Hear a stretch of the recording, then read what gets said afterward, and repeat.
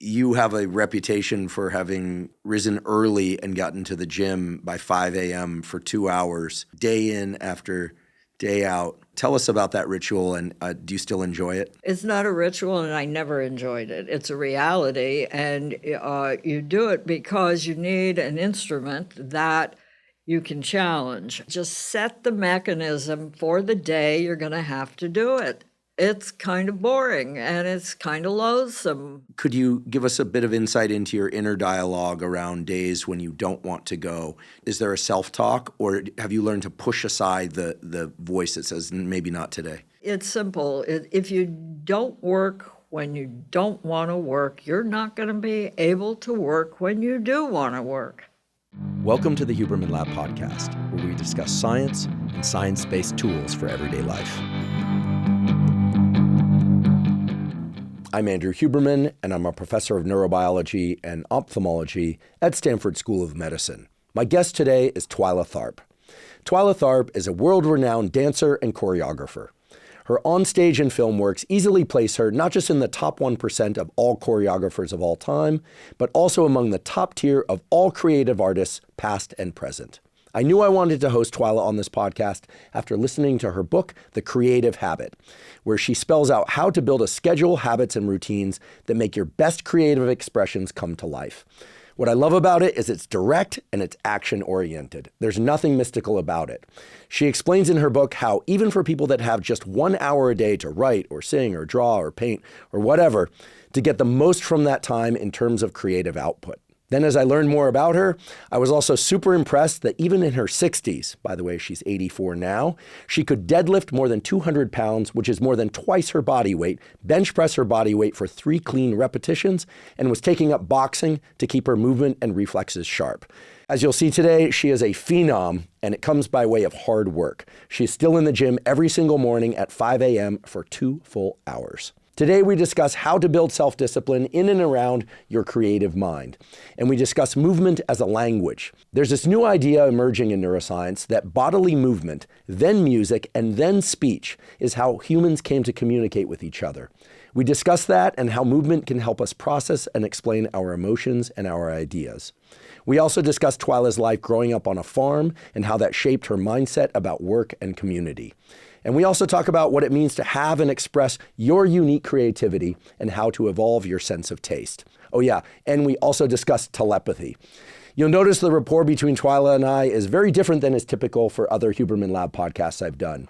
She is a real firecracker, and we had a ton of fun exploring and challenging ideas, mostly her challenging me. It was a true honor and pleasure to learn from such a virtuoso of the arts and frankly of life. And as you'll soon learn, we can all learn a lot from Twyla. Before we begin, I'd like to emphasize that this podcast is separate from my teaching and research roles at Stanford. It is, however, part of my desire and effort to bring zero cost to consumer information about science and science-related tools to the general public. In keeping with that theme, today's episode does include sponsors. And now for my discussion with Twyla Tharp. Twyla Tharp, welcome. Thank you. Huge fan, huge fan, and love your book. Thank you. The Creative Habit. It's just an incredible book, and it's taught me so much. And I want to talk about that today, but I want to talk about a bunch of things. Let's start with what a spine is. I think this is such an important component of the book and this concept of a spine. And the way I think about this is that many people feel they might have something inside them that they want to put into the world. They want to access their creativity, or they're creative. And there's so much information out there about how to go about that. But this notion of a spine is really critical because it keeps us on track.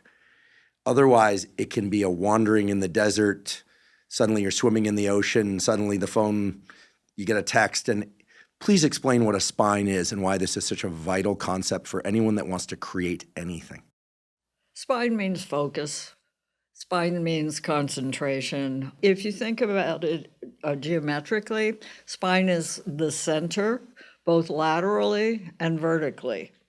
So if we're talking physically, you have a right and a left side, you have a top and you have a bottom, and these elements are connected through the center. right? So they have to be coordinated. You simply cannot function. If your right side is going one way and your left side's going this other way, you're going nowhere. So you have to move off your center. In terms of how you organize information, there's also a center to it. It's like, okay, over here you have this, and you can transfer what you understand from this arena to inform this side, but it has to pass through a common point, and that common point is the center. And until you feel that, or anyone working either physically or, let's just use the word very broadly and generically, artistically, until you know where you are grounded, where you feel the most confident, that you are, what you said, you're at sea. You could be going this way, that way, unless you know how to navigate from the stars, which few people do anymore, you're screwed. So when I think about a spine in a scientific paper, I was taught there can only really be one major conclusion, maybe two, but one major conclusion of any paper, even though the data set probably points to 50 different things that are potentially interesting. In terms of a podcast or a movie or a book, it's sometimes not obvious to the reader or to the listener or to the observer what the spine is. But my understanding is that the creator has to understand what the spine is going into it. So could you give a couple of examples from your own work, and maybe, if they come to mind, a couple of examples from visual arts or movies or something where it's clear to the creator what the spine is, but it might not be entirely clear to the person watching or consuming the content? I am a great fan of Agatha Christie and Jonathan Carrick, okay? And the reason why is because from the get-go, you know there is one conclusion, but that their job is to keep you away from that conclusion for as long as possible. Who did the crime? Who did the crime? Who's the killer? Who, what is the crime, for starters? And they'll delay as long as they can in their singular, style, definite modes. I mean, Agatha Christie has, her format is practically that of a sonnet. I'm sure you could actually count words, and I've never seen a study that show okay, she's going to do red herring number 1, X words in, and this is where she's going to throw in the extra crime to push the tension up to get it to go to here. But we all know we're playing the same game. I think that anyone who is successful in communicating to other people gains their trust, gains their confidence that you're not going to screw them. How much do you think it's important to get into the audience's mind about what they want? Or is the spine coming from solely from the creator? Is it about the creator's relationship to the work, or are you thinking about what the audience wants and what they need? The question about audience and intention is a sort of sensitive one, because it's, okay, are you manipulating the audience, and are you there just to take advantage of them? Or at the other extreme of that spectrum, are you doing it because you're in an ivory tower and you're off here doing your own investigations, and maybe they connect, maybe they don't, who cares, right? Mm-hmm. Those are the two extremes: total manipulation of audience, total disregard of audience. And depending on who I'm working for or with, I do both.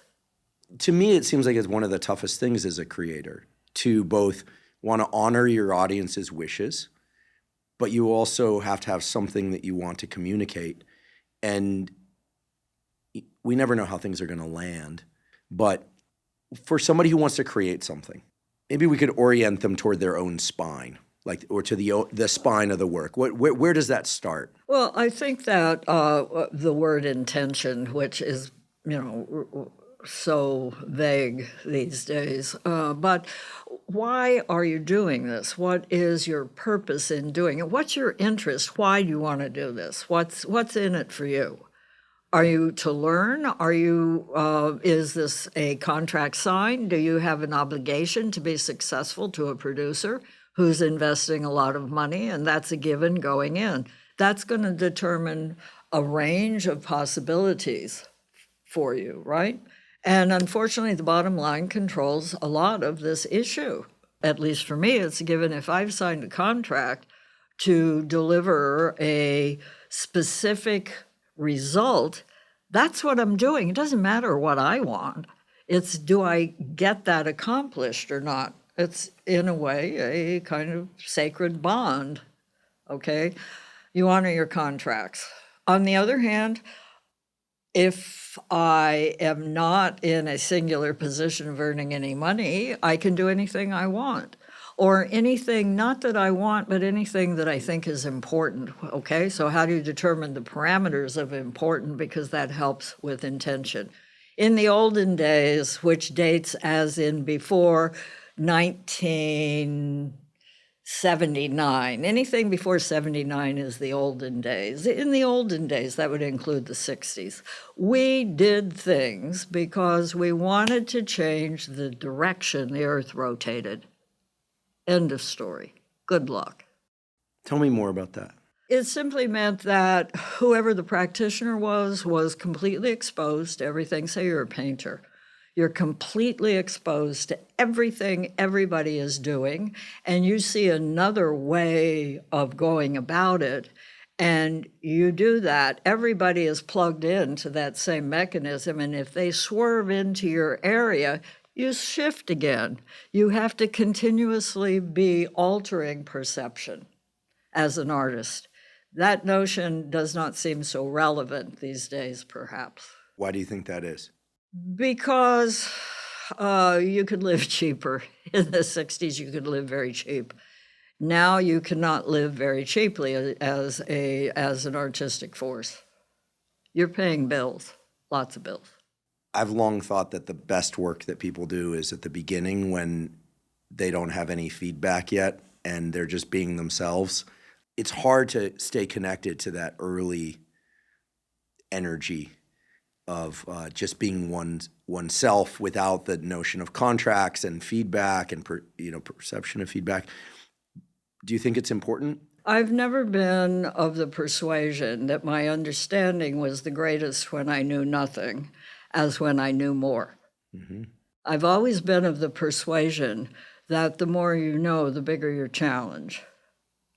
If one looks at lives of artists, for example, Beethoven, take Beethoven early work, take Beethoven late work, very different challenges. There is argument to be made depending on your particular set of the coherency of the classicism of the earlier quartets as opposed to the late quartets and the total disillusion that he was able to accomplish at the end of his career, totally taking the sound world apart that he could only actually do because he was deaf. He had developed during the course, unfortunately, of a very long time, decades, the awareness that he was losing his hearing. And by the end, he genuinely, basically was completely deaf, which forced him into his own world. And there he looked at himself across the ages. So in a piece, I think of the Diabelli, which is the last thing he wrote for keyboard after the sonatas, and he actually had started the Diabelli 15, maybe even, I'm forgetting my details here, but 15 years earlier than when he came back to complete it. And he got bored with it initially because to a younger composer, it wasn't challenging enough. When he came back to it later, he had a humility about him that said, that theme, which I used to poo-poo because it's like, you're kidding, yada-da-da-da-da, up, yada-da-da-da-da, up, yada-da-da, cut in half, yada-da-da, drop it back down, yada-da-da. He's going, what? And later he comes back and he says, right, not stupid, simple. I could never have written anything that simple or that useful. And he finished it, and it's arguably the greatest set of keyboard variations in the entire repertoire. Which do you want? The earlier Beethoven, the Beethoven who has passed way through many different works, a mass, an opera, many quartets, and returns to it with this new information to look at it again. Fascinating. There's something about the more you know, the bigger your challenge. But Totally. if I may, from what you just said, maybe also the bigger the opportunity. Totally. But the more kind of distracting it is, and the harder it is to focus. Part of that's physical, but part of it is also that there are many more options available with accomplishment, if you will, but you have to be selective about what you have available to you to work with. In the earlier phase, you'll take what you can get. And now if you take what you can get, you will be very wildly distracted by everything. I'd like to take a quick break to acknowledge our sponsor, Our Place. Our Place makes my favorite pots, pans, and other cookware. Surprisingly, toxic compounds such as PFASs or forever chemicals are still found in 80% of nonstick pans, as well as utensils, appliances, and countless other kitchen products. As I've discussed before on this podcast, these PFASs, or forever chemicals like Teflon, have been linked to major health issues such as hormone disruption, gut microbiome disruption, fertility issues, and many other health problems, so it's very important to avoid them. This is why I'm a huge fan of Our Place. Our Place products are made with the highest quality materials and are all PFAS and toxin-free. I particularly love their Titanium Always Pan Pro. It's the first nonstick pan made with zero chemicals and zero coating. Instead, it uses pure titanium. This means it has no harmful forever chemicals and does not degrade or lose its nonstick effect over time. It's also beautiful to look at. I cook eggs in my Titanium Always Pan Pro almost every morning. The design allows for the eggs to cook perfectly without sticking to the pan. I also cook burgers and steaks in it, and it always puts a really nice sear on the meat. But again, nothing sticks to it, so it's really easy to clean, and it's even dishwasher safe. I love it, and I use it constantly. Our Place now has a full line of Titanium Pro cookware that uses the first of its kind titanium non-stick technology. For a limited time, Our Place is offering an extra 10% off their current holiday sale on their titanium cookware. Visit FromOurPlace.com/Huberman and use the code SAVEHuberman10 to claim the offer. With a 100-day risk-free trial, free shipping, and free returns, you can try this fantastic cookware with zero risk. Today's episode is also brought to us by 8 Sleep. 8 Sleep makes smart mattress covers with cooling, heating, and sleep tracking capacity. One of the best ways to ensure you get a great night's sleep is to make sure that the temperature of your sleeping environment is correct. And that's because in order to fall asleep and stay deeply asleep, your body temperature actually has to drop by about 1 to 3 degrees. And in order to wake up feeling refreshed and energized, your body temperature actually has to increase by about 1 to 3 degrees. 8 Sleep automatically regulates the temperature of your bed throughout the night according to your unique needs. I've been sleeping on an 8 Sleep mattress cover for nearly 5 years now, and it has completely transformed and improved the quality of my sleep. The latest 8 Sleep model is the Pod 5. This is what I'm now sleeping on, and I absolutely love it. It has so many incredible features. For instance, the Pod 5 has a feature called Autopilot, which is an AI engine that learns your sleep patterns and then adjusts the temperature of your sleeping environment across different sleep stages. It'll even elevate your head if you're snoring, and it makes other shifts to optimize your sleep. If you would like to try 8 Sleep, go to 8sleep.com/Huberman to get $450 off the Pod 5 Ultra. This is part of 8 Sleep's extended holiday sale, which goes from now until December 31st, 2025. 8 Sleep ships to many countries worldwide, including Mexico and the UAE. Again, that's 8sleep.com/Huberman to save up to $450 now through December 31st, 2025. Recently, I listened to a conversation between my good friend Rick Rubin, who we were talking about earlier. He's a big fan of yours. You inspired his book, and he wanted me to tell you that. Thank you. And he was speaking with Gwyneth Paltrow, who's of course, an actress and has done incredible things in health and wellness business, et cetera. And she said something very interesting. She said, people generally like to keep you where they found you. And it's an interesting statement that I think taps into something that, again, that as a creator or as a consumer of creative content feels very true. That we encounter somebody, like somebody goes to one of your dances, or we see a great movie with Gary Oldman in it or something. You see a Basquiat for the first time, and it either impacts you or it doesn't. But if it does, there's this tendency to want to keep that person and the work they do in that place. It's like we think we own the creator in some way and the work in this very naive and selfish way. Do you think that creates a real problem for anyone that's trying to put things into the world?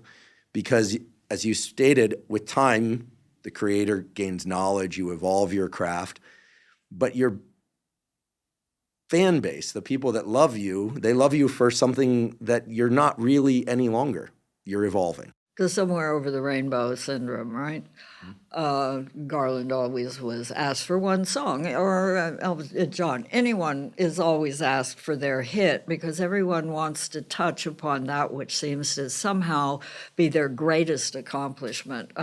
It's aggravating. I mean, obviously it's called Cubby-Holing, and for the person doing the work, there are artists who work serially, right, who work in series and who make incremental changes, and they kind of have, in a way, a stab at the best of all possible worlds. But there are others who feel that, okay, you got that, I got to go over here. And that's because, in a way, they're right, because if you want to constantly it's a game, you want to be gaining the attention. You do it by change. You don't do it by reinforcing. That just creates a comfort zone, and it can build a reputation. It can build a career that it gives you more and more of what you expect. But for the person who's making the work, that can kind of be deadly.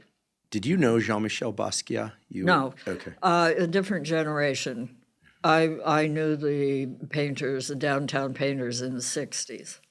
Could you give me some examples of? Oh, you want to know the famous names? No, I don't want to know the names. I just have a question about Tony Smith, Frank Stella, Great. Motherwell. Okay. The reason I ask is Reinhardt. The reason I ask is that earlier you were saying that there's a time, or there was a time, when a given field, everyone knew each other and what they were doing. And I like Basquiat. I'm not like obsessed with them or anything. There's a wonderful scene in the movie Basquiat with him and Benicio del Toro, or the actor playing him and Benicio del Toro, about this notion of fame. We'll put a link to it in the caption so people can see it. And it's just a wonderful example of how people will love you, then they'll hate you for how you changed, then they'll love you for how you were, and it's a hilarious and again, for a consumer of content, it's perhaps even more interesting than somebody who's a creative. But the point being that nowadays, I feel like there's so much stuff out there, art and music and dance, and Instagram puts it all on, smorgasbord display for us. And it's kind of harder to know where one sits in a community of creators. And so to what extent do you think that being surrounded by other creators, like visual artists or other dancers, then versus now was or is useful? Yeah, the early era, also age is a factor here. I was very young. I was just out of college, and I felt very much the student. It's a different deal now, and it's a different kind of responsibility, and the work's going to be different. In the early era, I went to see absolutely everything. Now I go to see absolutely nothing, and it is partially a matter of time, but more importantly, it's an awareness that you want to feel isolated in a way, because you are, and that's the truth. So you need to operate from a truthful place. And when you talk about this plethora of information that is out there, I do try to inform myself to some degree about different areas of culture, but I do it through a media perspective, because that's how the consumer is receiving it. Consumer is not at the individual exhibition or at the individual performance. They're getting it through media. So in looking at it through media, I already have a double perspective on it. I have the artist's perspective, but I have the journalist, if for lack of a better word, we'll call it podcasting journalism. Will we be forgiven? Sure. Thank you. Podcasting is a weird thing. We could talk about later what it is and what it isn't. Okay, we'll wait till this is off to discuss that, right? Sure. But the challenge for me becomes, okay, in all of this swirl of stuff, what do you believe? Mm-hmm. Forget who, you can't believe anyone, but what? What can you believe? What is really grounded in a way that's productive? And in thinking, I've just come off, and if you'll forgive me for diverging here for a moment, 2 really hard years of working. A 60th anniversary tour that was a very big culmination of a long, long working process, which put a lot on the line and which was unfortunately very successful, because success is much harder to follow than failure. So here you sit, okay, babe, you've done it all. Now what? And so where do you go? And you don't go around asking other people for the answer to your question. One has to find a way of rerouting without abandoning who you are and what you believe in order to just make change, really? How does that work? So it's an extremely attenuated place to be. Not many people make it this far. Not many people are looking at their 61st year of work. Right.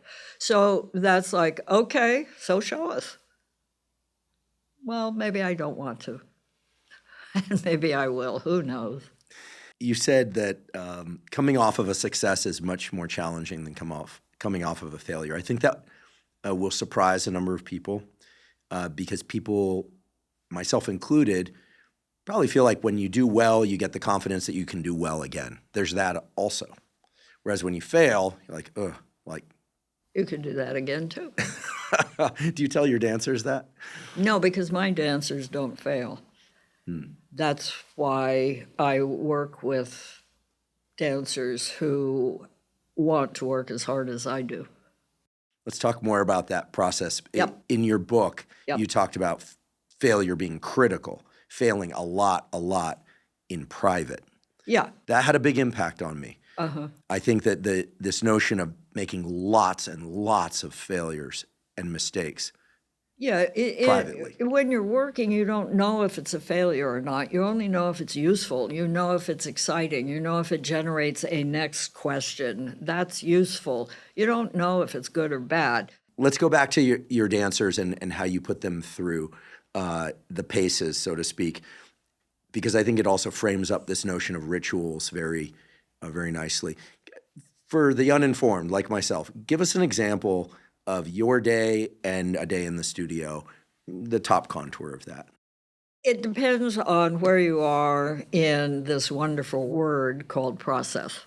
If you are at the beginning, it's all more fluid. And while the one key ingredient I have always found to doing work is you got to be able to do a schedule.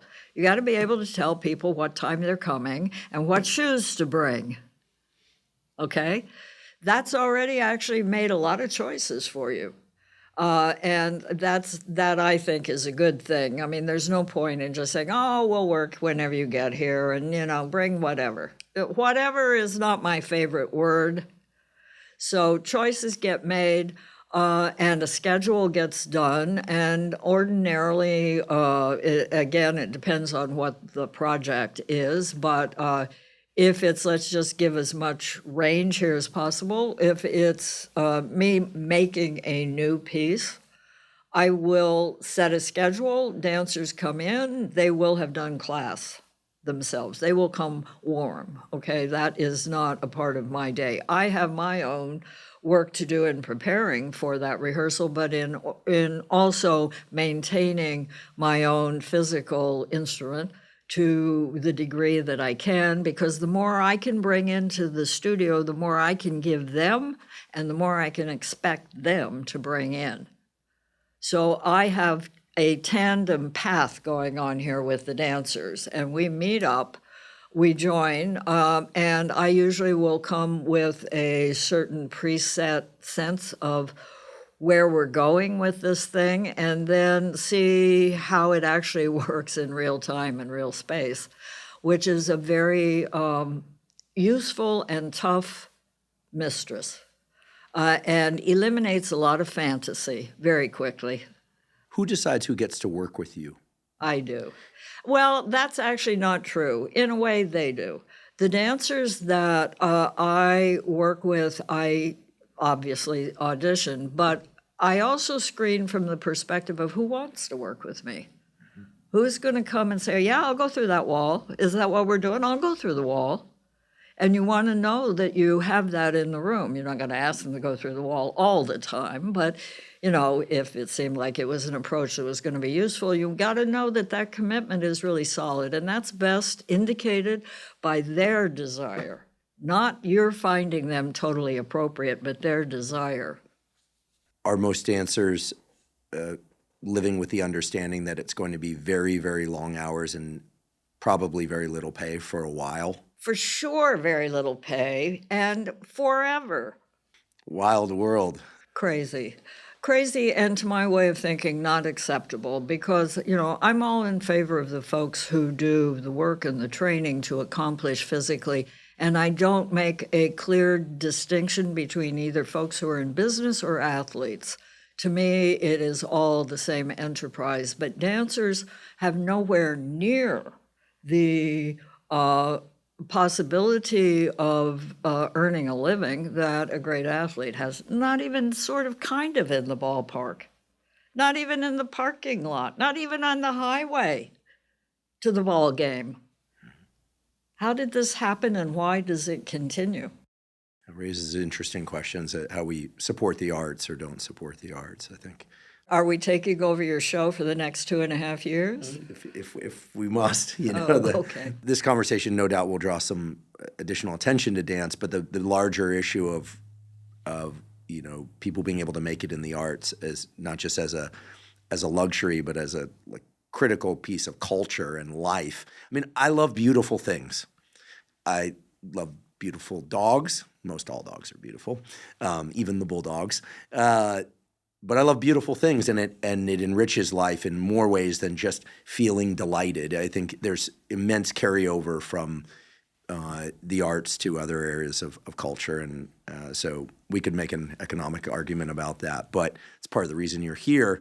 But to just sort of return to this business of ritual. Can I interrupt you before you go there? Because I'd like to take up two things. Mm-hmm. One is the notion of the reality being that when we do a successful performance, I measure it by, did that audience leave in a better frame of mind than it came in with? In other words, we provide a service. Mm-hmm. And we provide a service that gives them a sense of optimism.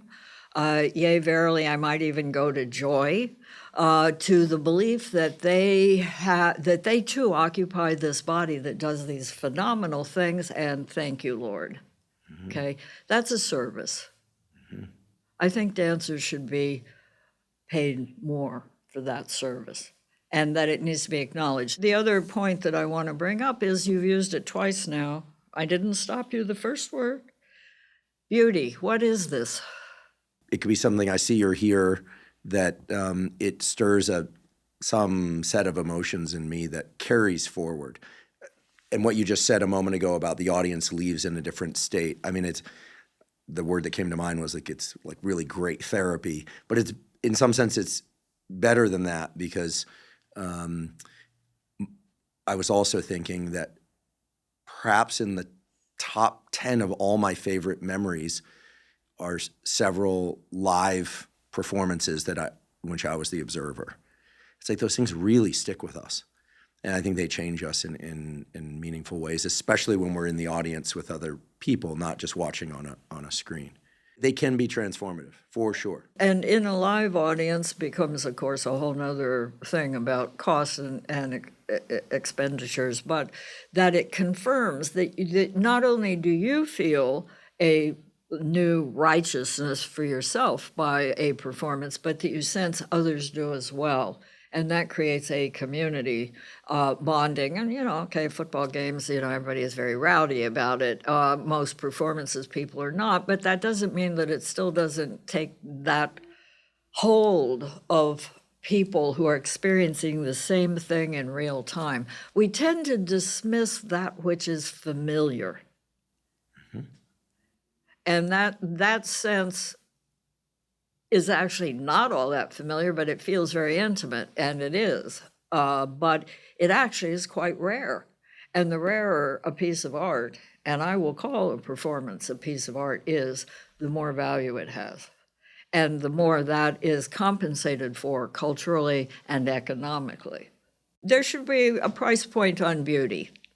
Let's put it that way. Well, there is for everything else. Well, I know. Yeah. There is a price point for beauty in terms of people could say, well, the sunrise is free and the sunrise is beautiful, but seeing it in certain locations costs a lot more money than seeing it in other locations. That's for sure.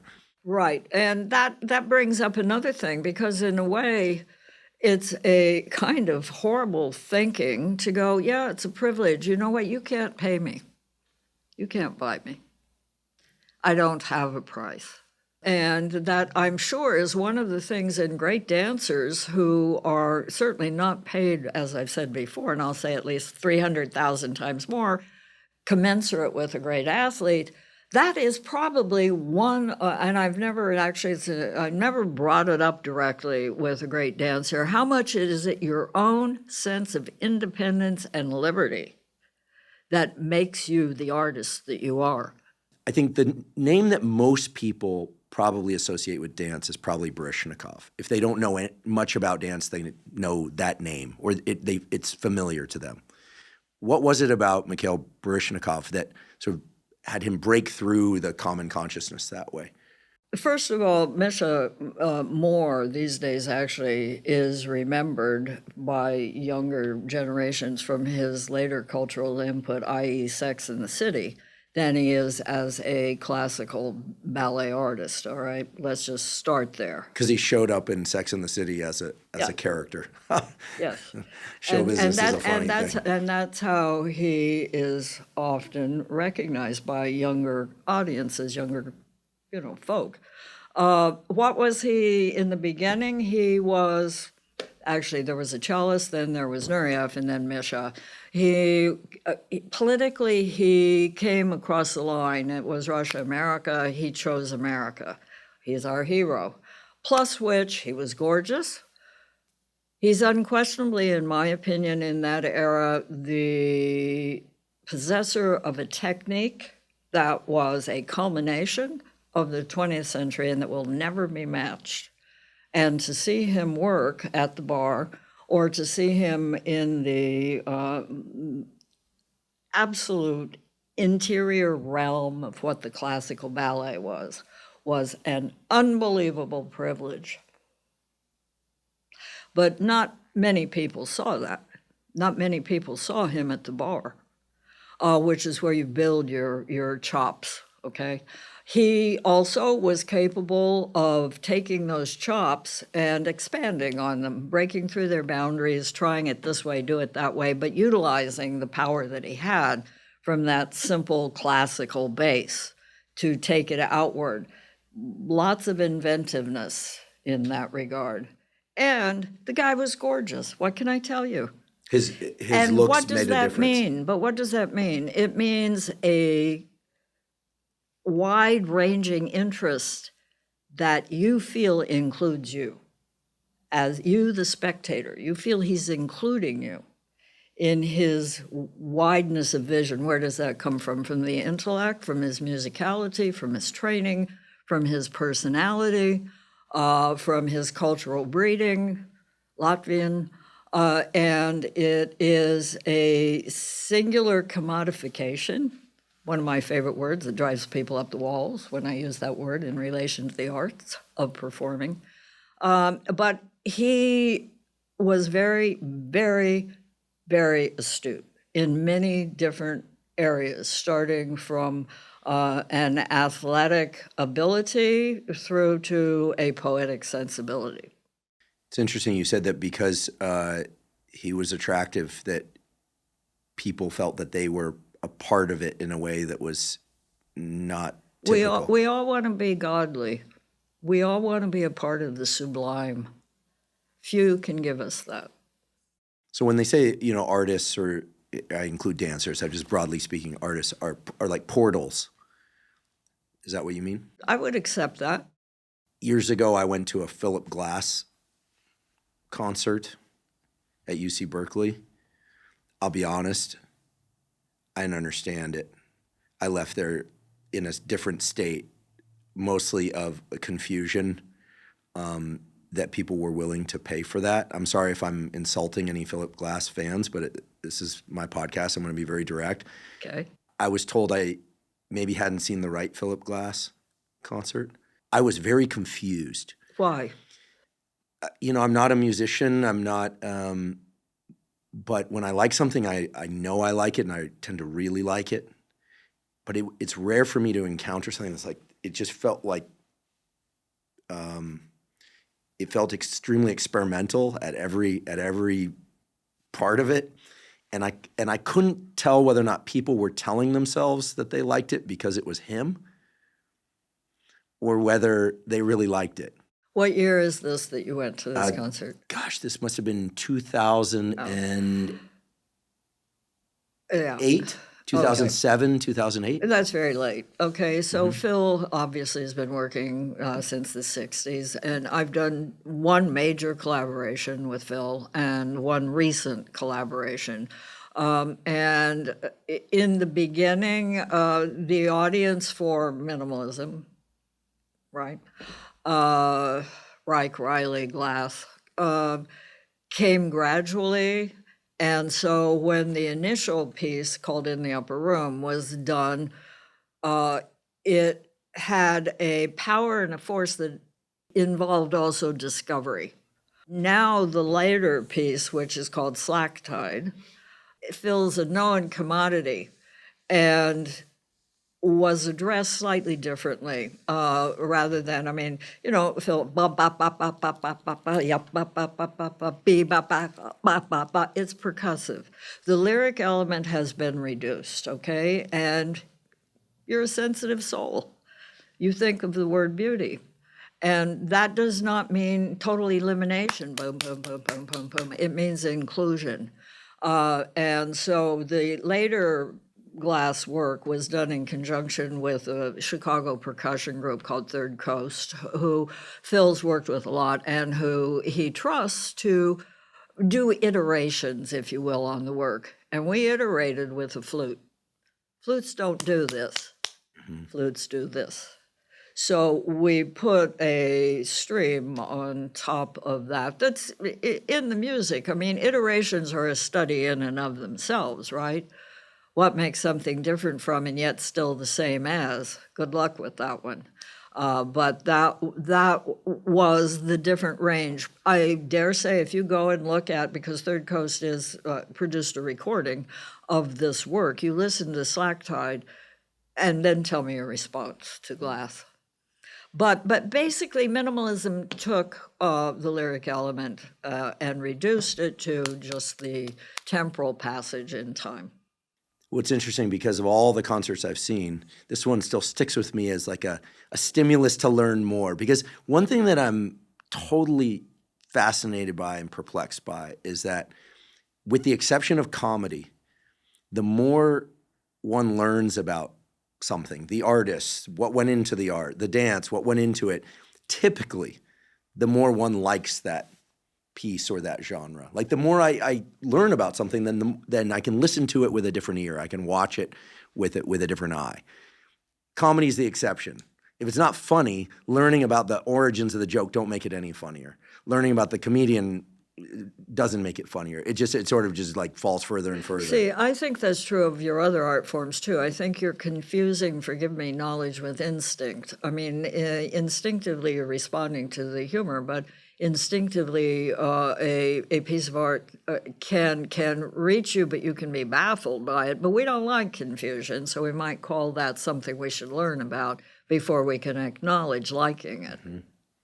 That's one of the things that is, I think, really difficult and something I think a lot about, which is not only protecting but refining instinct.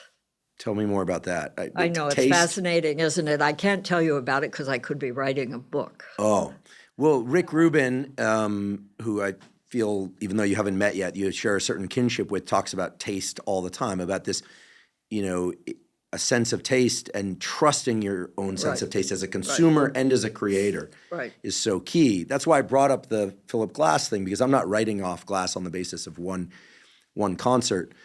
But I didn't walk out of there thinking, like, maybe I'm an idiot, maybe I didn't get it. I thought, and I didn't think they're all idiots. I just thought, I guess I'm just different because everyone else here seems to really love this. And this is like, just doesn't hit me right. It's like I don't like sardines.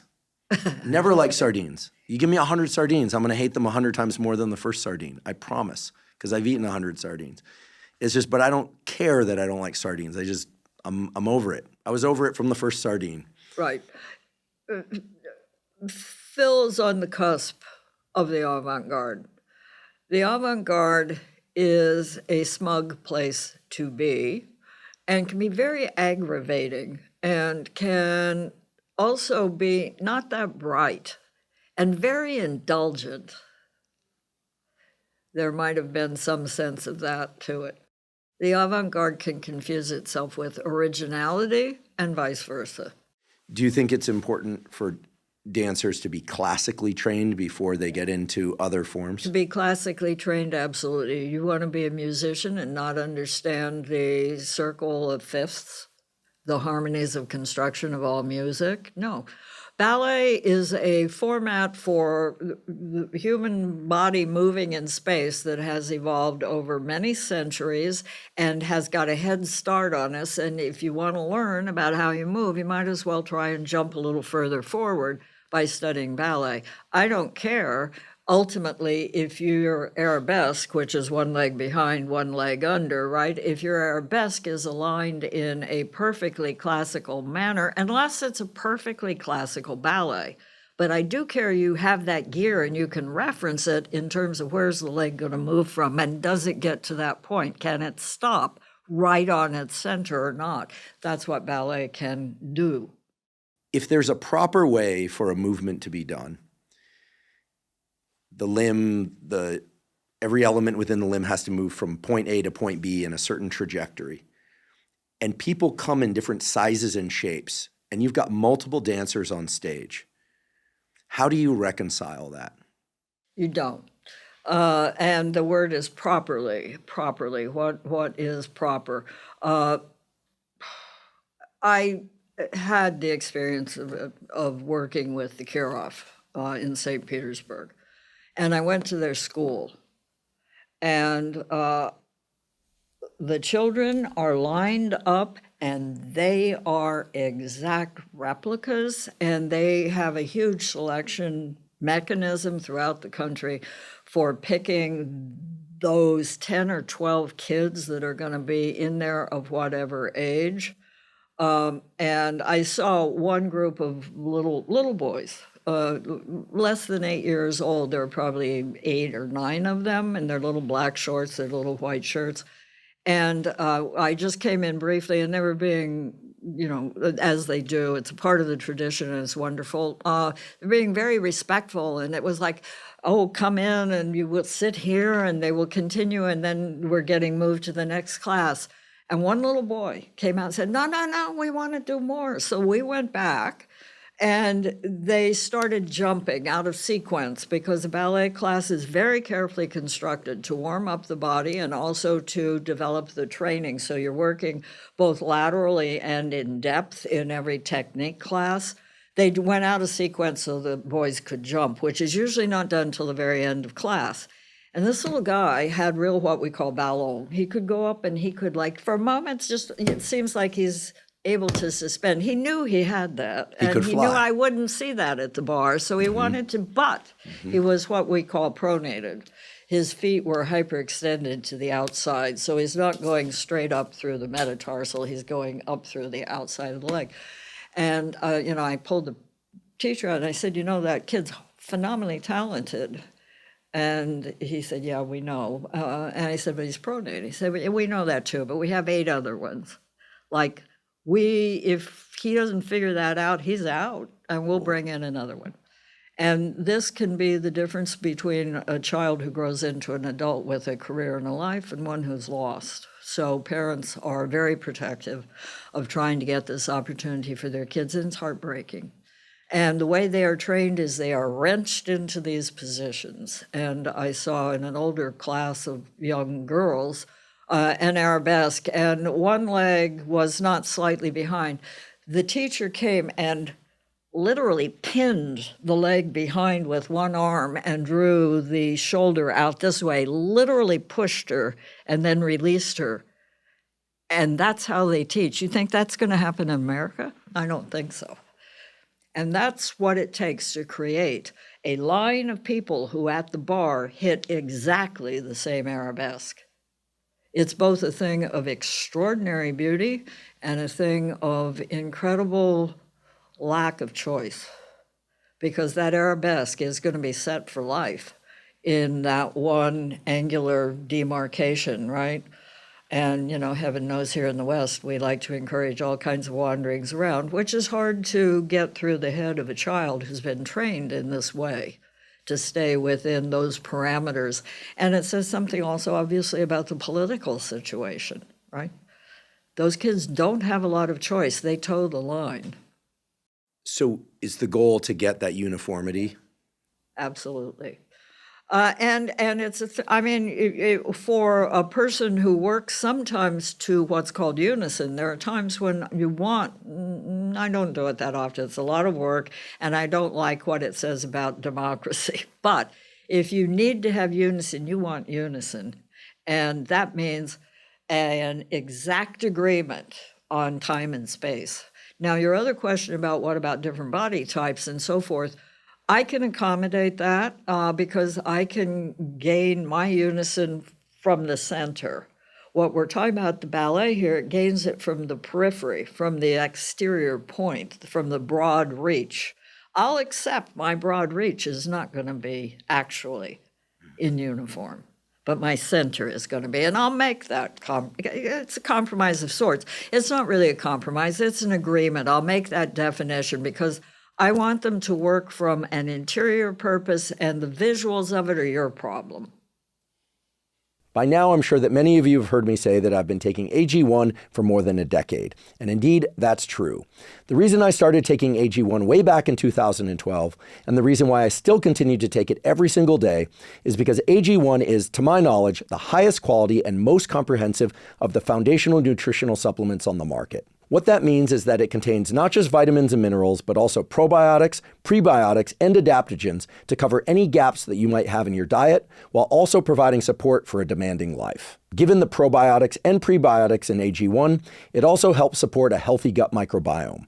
The gut microbiome consists of trillions of little microorganisms that line your digestive tract and impact things such as your immune status, your metabolic health, your hormone health, and much more. Taking AG1 consistently helps my digestion, keeps my immune system strong, and it ensures that my mood and mental focus are always at their best. AG1 is now available in 3 new flavors: berry, citrus, and tropical. And while I've always loved the AG1 original flavor, especially with a bit of lemon juice added, I'm really enjoying the new berry flavor in particular. It tastes great, but then again, I do love all the flavors. If you'd like to try AG1 and try these new flavors, you can go to drinkag1.com/Huberman to claim a special offer. Just go to drinkag1.com/Huberman to get started. I'm going to ask a couple of questions in the frame of biology. Okay. That I think I'm hoping you might find interesting, but you certainly have the information that I'm seeking here. First off, you may know this, but if you don't, there's a great Nobel Prize winning physiologist. His name was Sherrington, and he said the final common path is movement. That basically the movement of an organism, especially mammals, is really what the nervous system is constructed for. And, more modern theories are that, movement came, then dance came, then song, then language. But that movement is the foundation of everything. as it relates to evolution of a species, finding mates, finding food. Can I interrupt you? Please. It is even more basic because movement is the first thing we're going to do. And you don't make any sound until you can move parts of you. You don't feed yourself until you can move that hand. You don't write anything, language, music, or nada, without movement. Why do we therefore stick movement way down here under the bottom of our cultural heap as somehow shameful or what? What is it with the aspect of dance that makes it a less kind of revered format than sculpture or painting or music? A secondary handmaiden to the arts, really? Well, I certainly appreciate movement, and I know that, and I like to think that people's obsession with athleticism in some sense reflects that too. Totally. I've been wanting to ask you this question for a very long time, since I heard your book, even though it's not about the creative process. And here goes. I'm going to keep this as brief as possible, just to give the raw materials for your response. So the motor neurons, the neurons that control movement, they control movement of the trunk. They control movement of the fine digits of the fingers that are the fingers, the digits as we call them in science, right? Nerd speak. The wrists, everything. So we say from proximal to distal, like from center out. There's this incredible thing that's been discovered over the last 20 years or so, which is that the molecular identities of the neurons that control the movement of my trunk and your trunk, forward and back and side to side, are exactly the same as the neurons that control undulation in a fish. The neurons that control the movement of the proximal limbs, like the upper arms and the thighs, are molecularly identical to the neurons that exist to control fin movement in fish. And that what evolved was progressively more and more motor neurons so that we as old world primates can manipulate the fine digits in like so. Okay, so that's fine. That just tells you that there's this kind of primitive to more evolved structure of neurons that control movement from center out. What's fascinating to me is that while I'm sure there are people who can move their trunk at very high frequency, undulate very at high frequency, that's a hard thing to do. That generally has to be learned. Like I can move my trunk slowly from side to side, but it's hard to move it very fast from side to side. But I can move my fingers very fast. And so there's basically a frequency map from the center out on the body. So now when I look at the way people move, I think, because I'm a neuroscientist and I have this knowledge in my head, like they're communicating frequency. And frequency in the visual, in photon space gives you very interesting, we have wavelength, we have also frequency. Like we in sound, you have high, low, and high pitches, low to high pitch. And in other domains, you also have this. And so to me, first of all, I'd love your thoughts on this. I'm not asking for validation of a theory. This is what it is. I didn't come up with this. But I wonder whether or not, consciously or unconsciously, when you've choreographed dance, whether or not you're making music with movement in a way that maps onto this idea of a frequency map from center out. Maybe, in part, no? Sweetness, my love. Did we not discuss already much earlier the importance and specificity of center?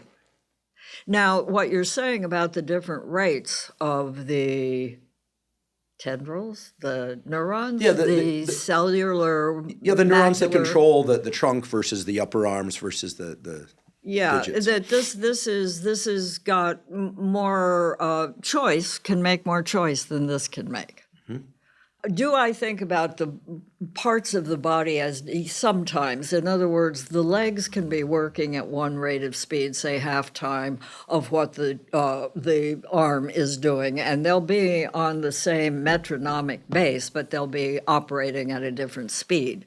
Certainly I would think of that. Would I think about power? That sometimes you can isolate through the center and there'll be like a huge impact from the top, but that the lower body will be fluid. Sometimes, I've ripped off Tai Chi forever, it's okay. So we're doing Tai Chi and suddenly boing, and then we're back into it, right? So it's like just like a jolt goes through it, and I suppose that's a change in your neurological construct. I mean, what interests me in what you're saying is a part of the nightmare of my life, which is dance has difficulty, and one of the reasons it has difficulty in being registered by many people in our culture is that it doesn't have easy access to being documented and recorded in the way that music does or language does. What you're saying, I've argued for many years, should be a way of documenting movement that people could read. And then they could read a dance, and then they would feel grounded in that tradition and understanding of that tradition. They could study that tradition. That's not now possible. I'd like to talk about the creative process a bit in a way that perhaps people can, structure some of their own creative pursuits. At what point do you know the spine? The beginning and the end.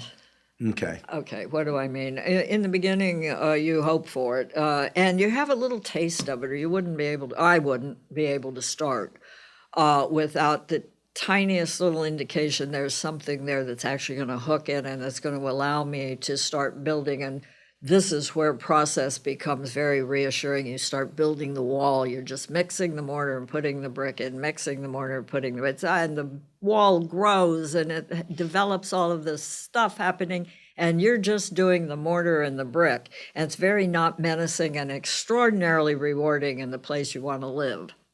But you can't, because you got to finish the work and let it go. A dismal moment. Maybe we put this into example. Let's say I want to write a short story. I realize you're a choreographer, not a writing instructor, but we'd say, well, like, what's the, would you, and then you say, well, someone says that they want to write stories or books. So what's the spine? Right? Well, the first thing is, what's the idea? The first thing is, where's the story? I mean, some writers have to know the end before they can start at the beginning. Others want nothing to do with the end until they've at least reached the middle, because they want the work to find itself. That all is, that's a part of the privilege of being a writer and the pain of being a writer. But the construct of starting, sometimes it's simply habit and discipline. And you are going to go in and you are going to start at, let's say, 6:45 every morning, and you're going to give yourself, you've only got an hour and a half, okay? I'm not talking about you're a professional writer. I'm talking about you're a person who maybe wants to become a professional writer, but who's got at least one other job and maybe two and probably a kid to deal with. An hour and a half is a lot of time in that life. So you got to start with something, and either there's an idea that you really are energized by, or just, you start writing something, get something on the page, and bit by bit it becomes a habit. And maybe that habit evolves and maybe it doesn't, and maybe you give it up, and maybe you find that you get an idea. You find something you keep returning to, and it pulls you. It hypnotizes you. It makes you want to follow it, see where it will go to, see how it will develop. And then at a certain point, it's done. It's played out. Maybe you can guide that so that it becomes more exciting, and you learn how to build as you're going along, and you learn how to direct it so that it's going to get to either a surprising end where it has to end and the reader's going to say, I should have seen that, or you're going to say, I should have seen that, or you're going to go, no way, you're a liar, I'm not going to buy this book.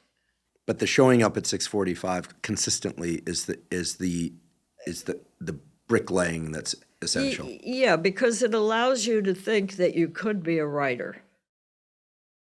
Sort of living into a delusion that could be a reality. Could be. Yeah. And maybe it's not a delusion, because maybe what you start to write immediately is a very interesting sentence or two. Some days. Maybe Some days. You can't expect a good time every day. You might want to quote me on that. You have a reputation for having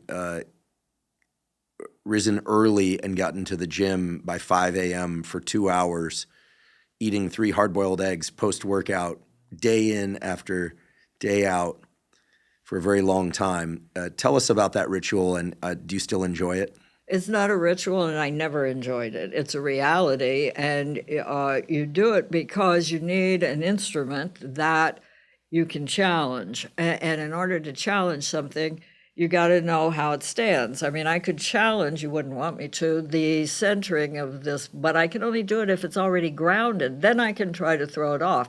You can't just throw things off. They've got to be set before you can throw them off, right? So that is, you just set the mechanism for the day you're going to have to do it. It's kind of boring and it's kind of loathsome. I would rather go to the gym than brush my teeth, I'll tell you that. Could you give us a bit of insight into your inner dialogue around days when you don't want to go? Is there a self-talk, or have you learned to push aside the voice that says, maybe not today? Yeah, no. It's simple. If you don't work when you don't want to work, you're not going to be able to work when you do want to work. End of story. Were you always like this? What do you mean, like this? I didn't mean that in that sense, and you know I didn't. I don't. You know I didn't. Yeah, I you know I didn't. I meant, have you always been this disciplined and had this clear view of the necessity for hard work? My mother was an extraordinary force in anybody's life. She happened to be in mine. Okay. I was trained as a very young child to practice. Whether anything, everything had to be practiced and had to be scheduled to be practiced. And time is limited and you don't waste it. And you work very hard and you try to maximize that period of time, because otherwise you're being wasteful. And while I said I'm from San Bernardino, I am, but I'm not. I am from the Midwest. I was born in Indiana and left when I was 8. But up until that point, I had the extraordinary good fortune of being on my grandparents' farm for long stretches of time without my parents. And these farms were in Amish territory, and the family's Quaker. And the land was the land, period. There was no electricity. There were no phones. There was plant the seed, grow the seed, kill the hogs, wring the chicken's neck, and you work or you don't eat. Yeah, the Midwest sensibility is something to behold. I have a lot of friends from the Midwest. There's a real decency out there in terms of how people communicate with one another, they do and don't know. And there's a real thing to farmers. Yeah. At Stanford, when I was a postdoc, there was a MD, PhD student in the laboratory. She had grown up on a mushroom farm, not the psilocybin mushrooms, the kind you eat and don't hallucinate, on a mushroom farm in rural Pennsylvania. And her work ethic, and this is at Stanford School of Medicine, where people are very driven, not just on average, but her work ethic was unbelievable. Yeah. And her cheerfulness about it was also unbelievable. Yes. It was spectacular. The delight, in fact. Yeah, she had a bike accident on, a few people will know who this is. She had a horrible bike accident on campus, knocked out all her teeth. Someone stepped out in front of her. She was back in the laboratory with falsies in and working, I think within like 48 hours. This would have put anyone else out for a much longer time. I haven't kept up with her, but I'm sure that she's a spectacular physician, scientist, wherever she is. But there's really something to the farming piece. It is communal, and it is the sense that while these farms are very isolated, 100-acre plots that are divided by tree barriers from one another, that somebody has your back all the time. I still have my grandmother's quilting frames, and they, when established, it require 8 women, 4 to a side, and the quilt gets done, and then you make 8 of them, and each one gets a quilt. And you know that to do the big job, the barn that's got to get up, you have to utilize forces outside yourself in order to accomplish this, and that you owe them. And you want to, it's not an obligation, it's a sharing. And you understand, okay, I'm getting that barn. I owe services here for 7 more barns or whatever. This is an excellent thing. And I do try to think of dance that way. And I do think a well-made dance is a good community. It's society as it ought to be. It works the way we should work together. You mentioned Quaker. Yeah. I've been to a couple Quaker meetings. Silent meetings? Yeah, every once in a while someone would stand up and say something. I had a friend who there's a Quaker house near where I used to live when I was finishing my master's, and I became friendly with a guy outside because we would drink coffee, the same coffee shop, and chat, and he was like, you should come to a meeting. You might find it interesting. And I knew I was in a benevolent place when I walked in. Because, in Berkeley, California, if somebody says, hey, you should come to a meeting, and you're like, you don't know what you're getting into, right? But they had a picture of the Quaker Oats guy on the wall as a joke. I knew, okay, they can poke some fun at themselves. Yeah. So, yeah, someone would stand up every once in a while, say something.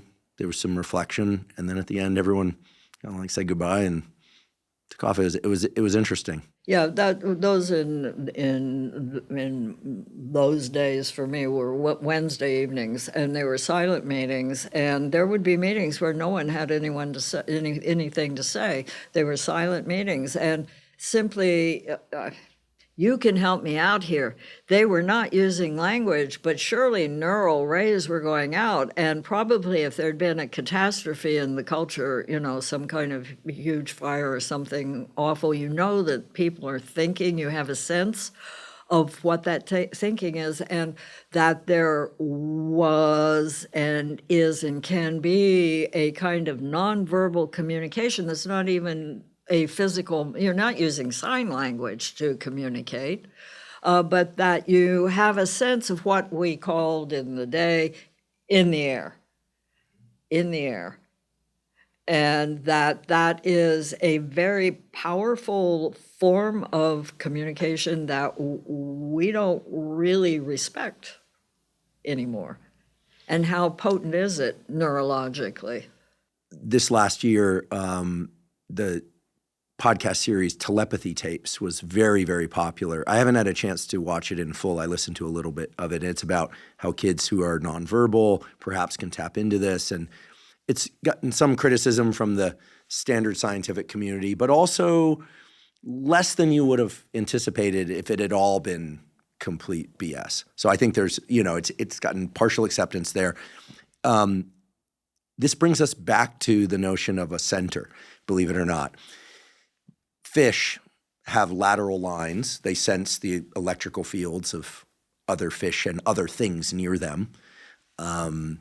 There's many, many examples from the animal kingdom of, like the platypus with its electric. People call it an electric sensing bill, but it sends out these electrical fields that then it can detect things in its environment because its vision is very poor. Somebody once said, Ed Yong, the writer, said that so many animals rely on smell.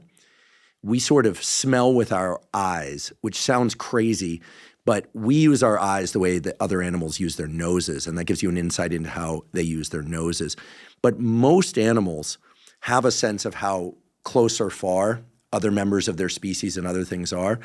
We tend not to think about that unless you live in a big open space and you get on the New York subway and suddenly you're like, whoa, this is pretty, this is different. But we have these. We don't really have a lateral line, but we have remnants of things that are similar. They're beautiful studies showing that if you look for, in an experimental context, magnetoreception in the human brain, people perform above chance. In other words, we can detect magnetic fields. People are going to think I'm crazy, but this is published in Science magazine. No. Yeah, we can sense electric fields, but we sort of have to train ourselves to do it, and perhaps some people are just naturally leaning that way. So there absolutely is, when I say energetic, neural communication across space that isn't just words, sound waves, and vision, photons. So there's stuff happening at a distance, and smell. I think we vastly, underestimate the extent to which pheromones and odors of people who are upset, or there's a study showing that human tears affect hormones in people around them. You need to have a 16-year-old boy around you when it comes to the sensitivity to smell and perfumes being sold commercially these days. Oh, my goodness. Yeah. But the thing about distance is something that I'm very, very interested in. I mean, the awareness is mostly visual for dancers, and it's usually established, again, in class. If you have a crowded class, the distance can be, the next one would be out here from this point. Mm-hmm. But a really crowded class, the distance might be out here, in which case you're going to be angling yourself to the diagonal, so you're able to get full reach, which is going to impact on design, right? But there are also ways, and it's very demanding, actually, and it requires a lot of trust on everybody's part, where I can get dancers to work very close together. And that has a real visual impact, and it becomes a physical sensation of the person watching. It can become an anxiety. Oh, don't step on she's going to get stepped on. And I'm kind of using it crassly. But it's interesting to push people into what's called one another's space, and be able to condense the amount of area that people feel comfortable in or require, which could be a very good thing, culturally speaking, because we got less and less space. Yeah, it's interesting that this notion of communication across space, if we could just continue down this path a bit. Last year, I had the great honor, really, to do a lecture about music in the brain with Renee Fleming, the great opera singer. And we got onto this topic of the fact that the opera singers will capture an emotion. They're using their diaphragm in a very particular way, getting a certain frequency of vibration in their body, obviously using air, shaping the air as it leaves their lungs to sing, and how maybe that's actually impacting the same sets of neurons in the audience, but they're not singing. Okay, this is kind of an interesting idea that you're feeling the emotion of the singer because your phrenic nerve, the nerve that controls the diaphragm, it might be vibrating at a similar frequency. Yeah, absolutely. This sort of gets back to this more, I don't want to call them primitive, but more fundamental aspects of language and communication. Yes. I wonder with dance, and perhaps with athleticism too, like on a football field, when we see somebody move or people move in a certain way, whether or not we don't realize it perhaps, but that there's almost the illusion that we're moving like that. Yeah. Like we're accessing this idea of portals, like art as portals, that we're actually sensing at some level what it would be like to move like that. And of course, I can't. Absolutely. I mean, these ocular glasses, right, that you believe that you're projecting yourself into that item up there and actually feeling it. Hello, right? Mm-hmm. That must be what is working, what's creating that illusion. You're not really inside that item, but you feel and believe as though you are. Yeah, I've done a VR where you think you're in a different body. It's really weird and kind of cool. Yeah, I guess so. Yeah. I'm a little terrified to deal with it, or also I haven't taken the time to really expose myself to it. It definitely is of interest, but when you talk about soccer or an athletic event, you can feel in boxing, you can feel the impact, you can feel how much poundage is behind that punch. Yeah, you boxed. Yeah. With Teddy Atlas as your trainer. We have some friends of Teddy Atlas around here. Yes. What motivated that? I was in my early 40s, and the Olympics were in LA, and I was making a new piece, and I wanted to compete. But there are no competitions for what I do. I mean, a dancer's range is much more than an athlete's, not to the same degree in specialization, but across the board is speed, flexibility, maneuverability in air, coordination, flexibility. Dancers got all of these components to a very high degree. So no events for me at the Olympics, but I could make a piece that would be highly athletic, and I wanted to be in the very best possible shape I could be in. So I decided that the training that was involved in a boxer being in shape was more extreme than what I was doing with my dancing regimen. And that the rope coordination, the stamina being involved, the power coming off the punch, the grounding of the body so that you had a punch, the willingness to take the blow in exchange for the unwillingness to go down. You would not go down. You're not going down. And we don't do that in dance, so I figured, well, I'll go where they do that. So, Teddy, we were running steps backwards. This is a very good thing. I mean, and the shadow boxing, it's a great training format. Yeah, I agree. As a neuroscientist, I have to put a call out against sparring for anyone who's not trying to make it a profession, and maybe even for those that are, that's their choice. But speed bag work and the visual coordination that's involved is also incredible. Near far, but also just switching from peripheral to central vision is, I imagine it improves the brain in many, many ways, except for the getting hit in the head part. Well, probably. Yeah. And you're also well known for being quite strong. Tell us about your deadlift record. I was training with in a real weight gym with competitive weightlifters and was very serious from the time I was probably in my 50s until mid-60s, say, and that you were nobody in that gym if you didn't do your body weight for 3 on the bench. I mean, what are you in here for, right? So it had that kind of requirement to it, which is very encouraging if you want to lift heavy weight. And also snap pneumonia, right? Which is like, okay, I actually never did that. But the jolt of pulling more weight off the ground than you really can do or you have ever done really does send a rush through the body that is unique. Mm-hmm. And what was your personal record? 227. 227 deadlift. Yep. Awesome.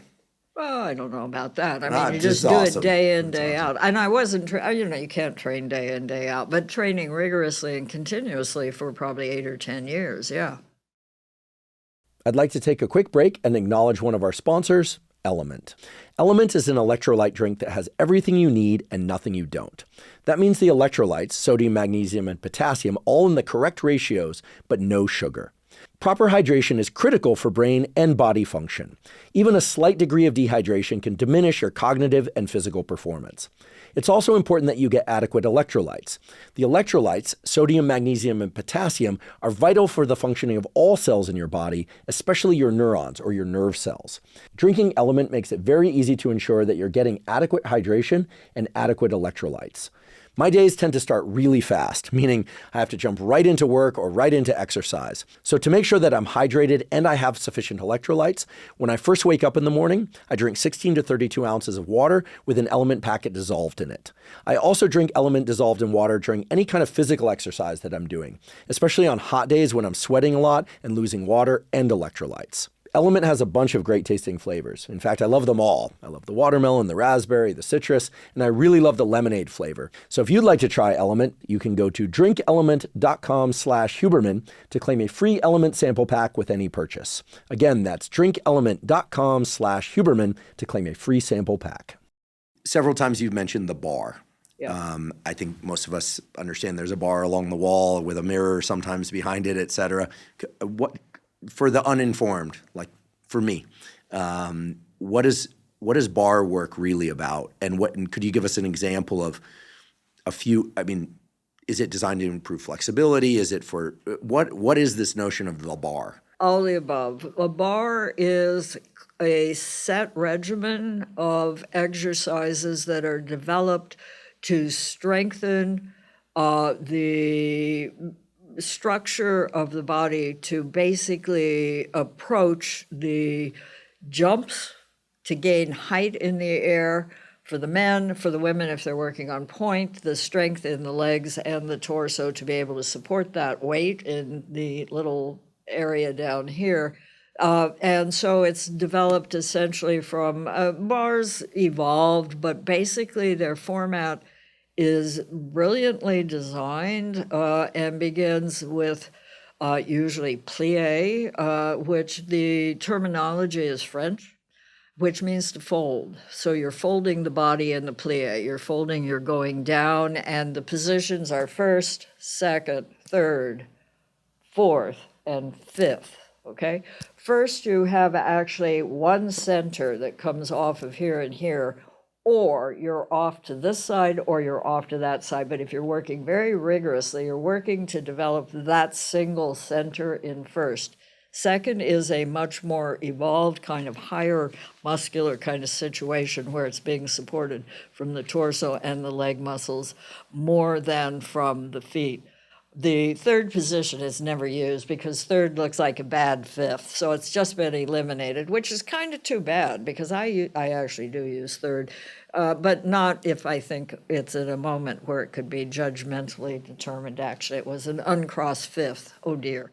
But in any case, so third weight is somewhere between openly distributed and crossed through a single center between the two legs.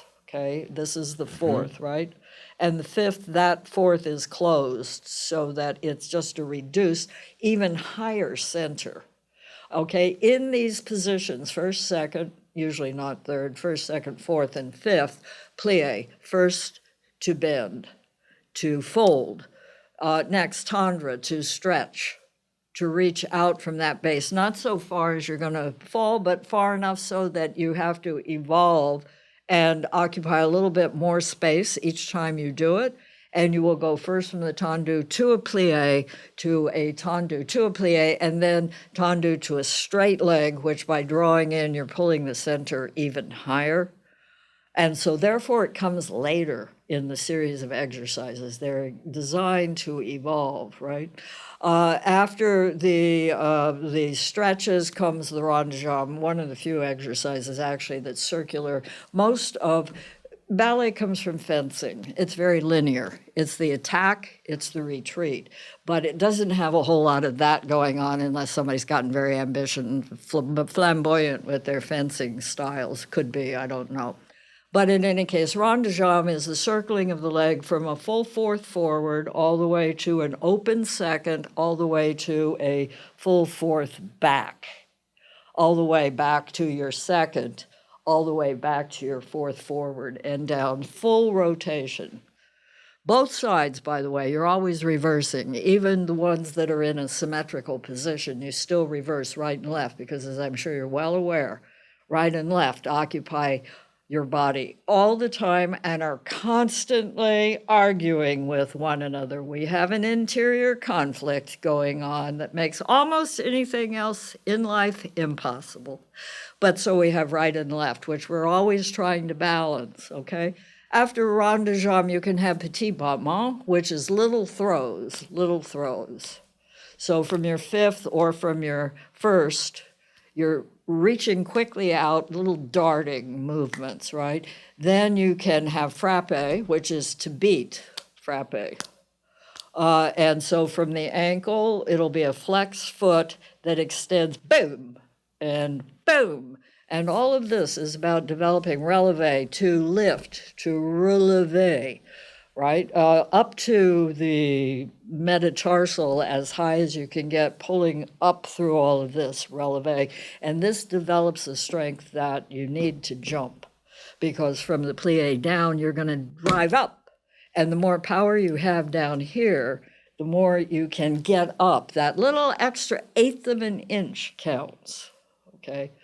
So frappe, after frappe is grand battement, the big throw, all the way up and down, but not all the way up, changing the angle of the hip so that the rotation is going to alter the line, holding the hip straight through, up, up, up, either through fourth or through second or through arabesque and back.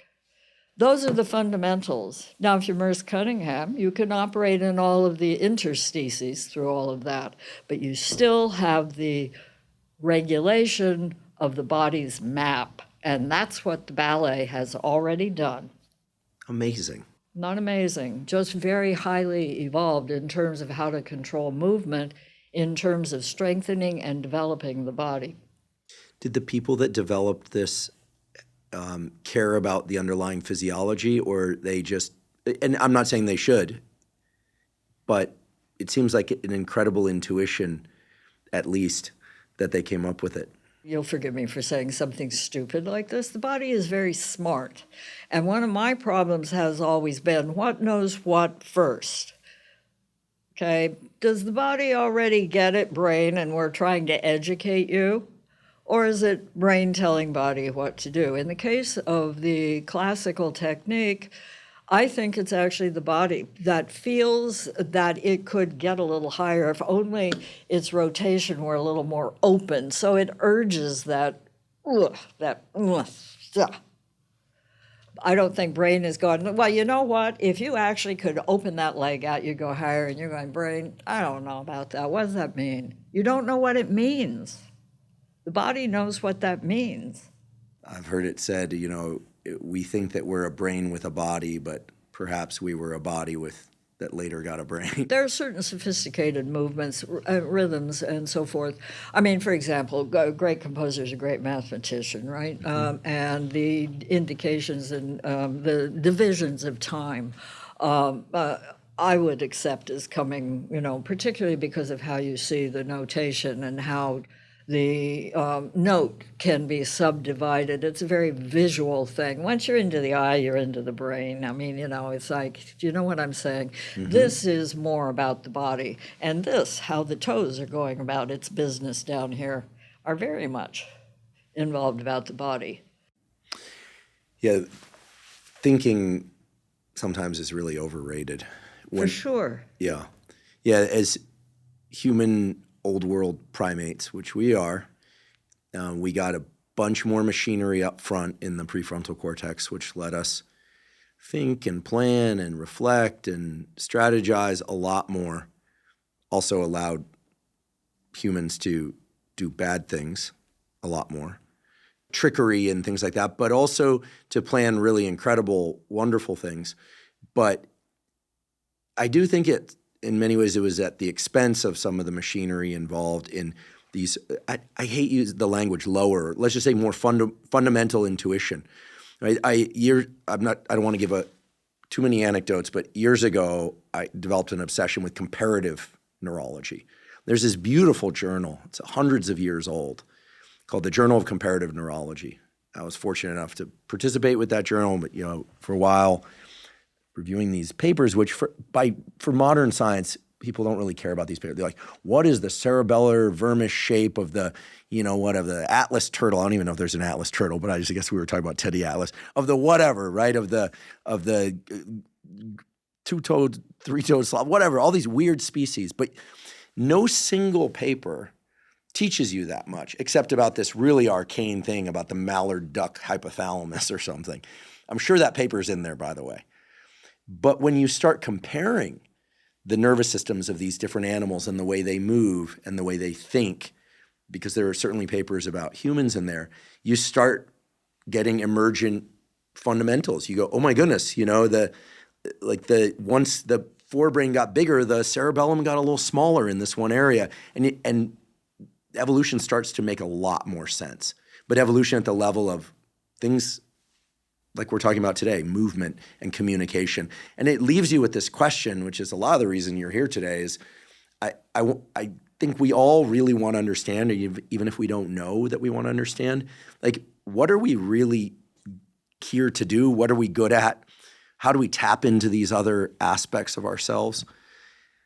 When you talk about the brain developing in different areas to different degrees, I sometimes wonder about, and I mean to be neither naive nor romantic here, the morality of the body. And if the people who run our governments and who design our social systems had a sense on a daily basis of preserving and protecting and honoring their physical bodies, if their brain would be allowed to concoct some of the schemata that then tell bodies everywhere what they're going to be doing. Tell me more. I think I understand. I do believe that taking care of the body and one's health first is fundamental. Anyone that's lost their health for any amount of time understands what I'm talking about.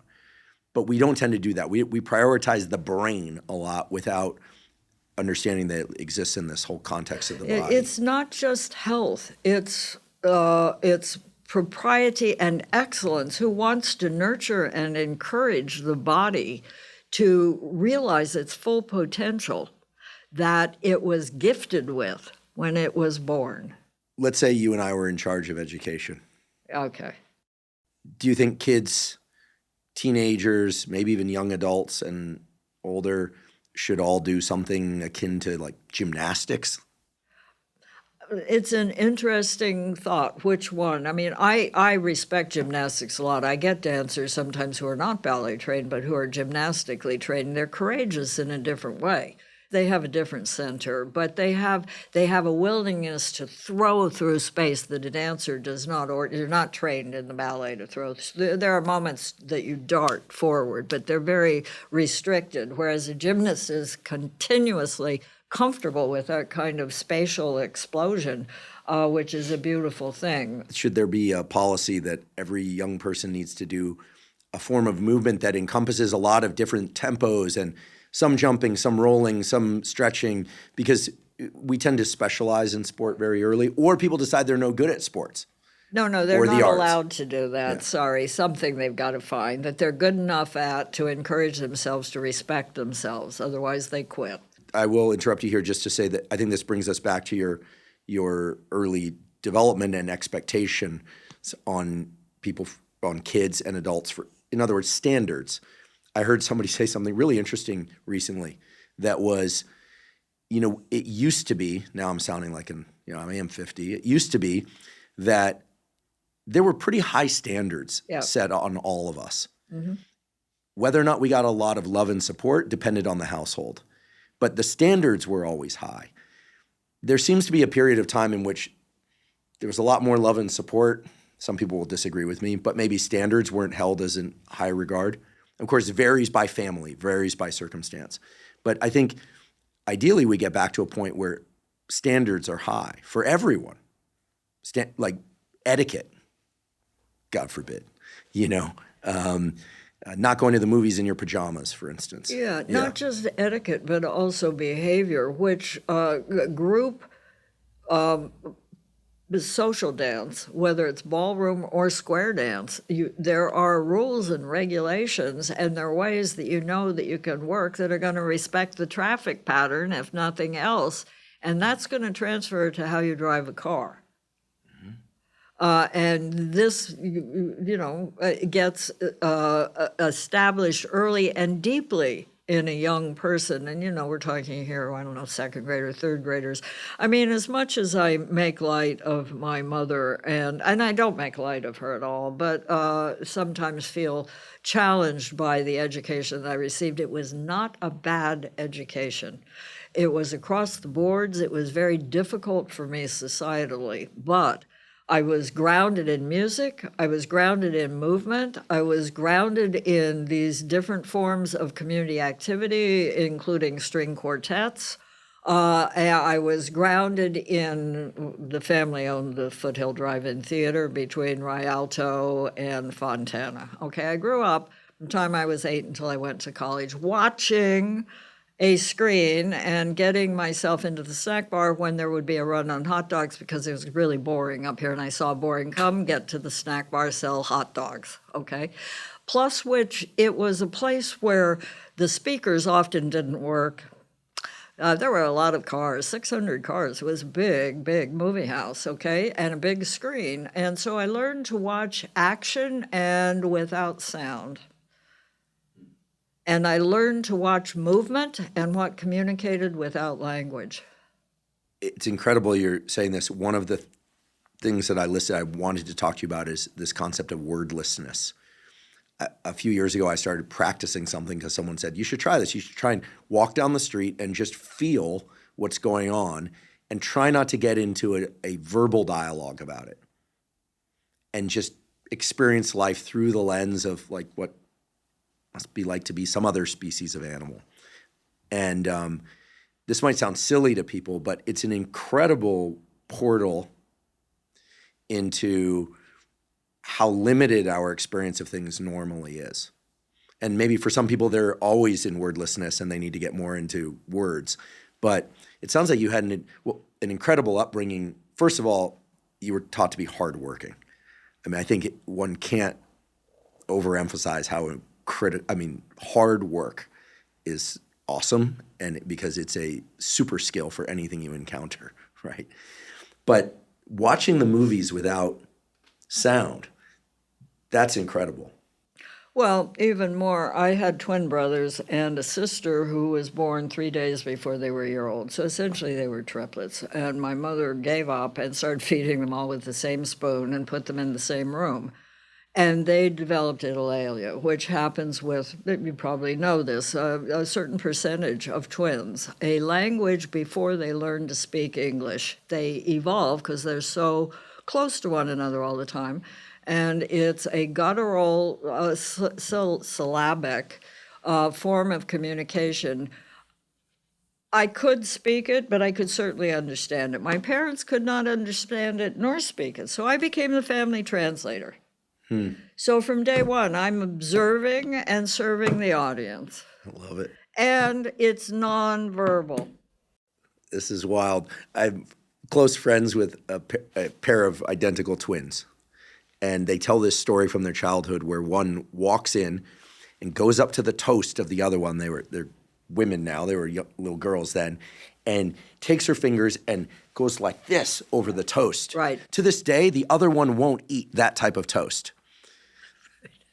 But it was like, it wasn't like, oh, this is bad. There was just, something was communicated in the movement. Yeah. And to this day, will not touch that type of toast. Right. And it's so funny, and they have tons of stories about this, that they can communicate without words. Right, and a lot of it was signed. I don't remember a lot of this was bread and butter. And so very early, I got the idea that movement communicates. Who needs all this garble on top and your brain has got it, what is that, right or left? That's going to be that side, it's going to be right. You don't need to translate it into language to understand what the movement is. Asking for. But unlike so many artists and creatives, the world is very fortunate that you were asked to be a translator, because you don't exist in some, I could think of names here, but I don't want to insult anyone. There are some artists that are genuinely weird to the rest of us because we can't understand them. Now, they're not necessarily weird, they're just different. But I have to imagine there are probably many, many incredible creatives whose work we never hear or see because there's no one there to translate it for them, and they certainly can't do it for themselves. You have to have a certain amount of fluency in the world of business, in the world of being able to communicate with words. Otherwise, your work doesn't get out there. Maybe that's why there's so few people that really sit, where they do in their craft. I think that a word here is objectivity, that in doing work, there are moments where you have to get outside that work, and you have to look at it as an outsider. How do you do that? Do you film it and watch? I do it by pulling myself out of the action. There were times when I danced, right? And I danced inside as well as trying to get outside. This is genuinely a way to become extremely neurotic, and it's a very difficult task. In some ways, it's very rewarding because the whole thing evolves from you, and plus which you're the jury. But it's not going to be, you can't maintain it for very long. And anybody who makes something wants to have the capacity to be unemotional about it, get back, forget how you feel about it, what does it say to you? You, in a way, become your own translator. Does this read? You said something really, really useful, I think, about critics in your book. You said that the good ones, the honest ones, the ones that aren't just trying to get some clickbait or get someone to read their story so they can get their couple $1,000 so they can make rent that month. The really good critics keep us honest about who we're supposed to be as creators. Now, that makes it sound like people who aren't creating stuff that's being critiqued out in the world don't have anything to learn from what you're about to say. But I would argue that from the very beginning, when we start to create anything, a short story, a poem, even if we're just daydreaming about what we might create, it's impossible to not get into what are people going to, how is this going to land? What are people going to think? So learning how to hold critique is critical to the creative process, even if journalists aren't eventually writing about your work. How do you work with inner critic, which is really about outer critics, let's be honest? How do you work with that, and what's your relationship to that? This is very, very difficult because you have to love what you're doing. Anything that's going to be really meaningful, there has to be an extraordinary degree of love. And we do refer in my office to, the child of that work. Each dance, in a way, is your gift, and it's your child. And somebody's out here and they're going to slit its throat. How are you supposed to feel about that? Mm-hmm. Also, because what we do is very, very personal. Musicians translate it into sound. There's a certain distancing from them personally. We're very personal. When you speak bad of my dance, you speak bad of my body. That don't go down so well. Right. So it's difficult to process the exterior critic's word. And on the other hand, as I said, one still has to, even though you love the thing, you got to, long ago, my trainer actually had 2 huge wolfhounds, and I made the mistake one day of criticizing one of them. Never criticize a guy's dog, okay? This is true. Yes, you can criticize the child, but not the dog, all right? Wolfhounds are beautiful animals. They are. Very majestic animals. Yes, they had to. But so, there you are. This critic just called your dog a bad name. And, okay, maybe your dog has got only 3 legs and 6 months to live. I'm being cruel, but am I? I'm being realistic. Your dog has 3 legs and 6 months to live. Well, that's not a criticism. That's an observation. Observation. But it comes across because it's less than perfect. So you see, it's a difficult arena. There's no single answer, and it's like neon. You got to shift on, shift off, shift on, shift off. Is it crazy? A little. I'm excited to share that Matetina, the yerba mate drink I helped create, is now available at Whole Food stores nationwide. Longtime listeners of this podcast know that yerba mate is my preferred caffeine source. It provides smooth energy without giving you the jitters, and it has a lot of other potential benefits, including helping to regulate your blood sugar, improving digestion, mild appetite suppression, and much more. Matetina is my absolute favorite of all the yerba mate brands out there, and I've tried them all. Given my love for Matetina, I decided to become a part owner in the business, and I helped them create their new line of products, which are all entirely zero sugar. These zero sugar cold brew Matetina flavors are fantastic. I drink at least 3 cans of them every single day. You'll often see them on the table during my podcast recordings. I absolutely love the product, and I'm proud to now have it sold at Whole Foods. So check out Matetina at Whole Food stores nationwide. It's cold brewed with the absolute best ingredients. It has zero sugar, and it tastes amazing. And if you don't have a Whole Foods near you, you can also buy it online at drinkmatina.com. Every once in a while, I find myself thinking, in the early 2000s, the way art and music and media it was better. In the, growing up in this era. But then I realized that people have probably been saying that sort of thing forever. And that for young people now, I have a niece who just went off to college. She's not thinking about how it was back then. For her, it's happening now. And I think it's hard for us to adapt to the fact that we were young once and now we're less young, and that it's all new for them. And so the question is, and they don't have that frame of reference. So when it comes to critics, when it comes to dance and art, do you see things getting better, worse, or do you just think of it as like, it's always been just an evolution? I have a hard time going, oh, we had great music in the 90s. Like, it was awesome music came out. You should have been around in the 70s. Exactly. Man. You're making, exactly. That's the point. Right. So, but for people who are 16, 18 now, they're not thinking that way. They're thinking we got all that music and there's all this other great music. So I think the goal perhaps is to just stay open. Yeah, I think it's not judgmental. It's not good or bad. It's what can I learn from this? What can I take from this? What can I transpose from this to put over here? What can I use? Make everything transactional. Can you elaborate on that? No, I like it like that. Full stop. Okay. Yeah. No, transactional, what serves me here? What can I use? Sometimes transactional gets a bad name. You are trying to use something. Yeah, I'm trying to use something. Well, the whole thing of, great artists steal, nothing is a new idea, this kind of thing. Do you believe that? Absolutely. To some degree. I mean, that's why it's one of my privileges to work with the life of a composer if I'm serious about that. I worked on Amadeus, right? So I read all of Mozart's writings, which are voluminous, and looked at every manuscript he had ever touched. And I was given access to this. Why wouldn't you take advantage of that? For the movie Amadeus. Yeah.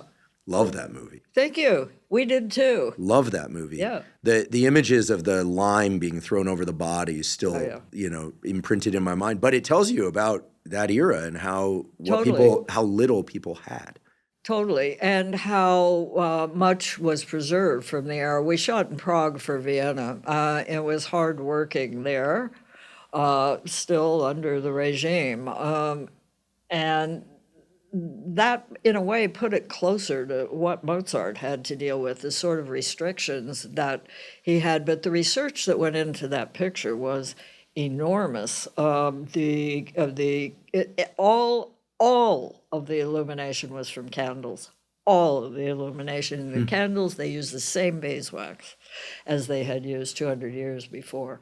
All the mechanisms on stage were what were used in the original productions. And because we shot in the opera house, which had not been updated, in fact, it's one of the ways Milos got back in, was to say, okay, we will pay for the reconstruction of the opera house when we're done.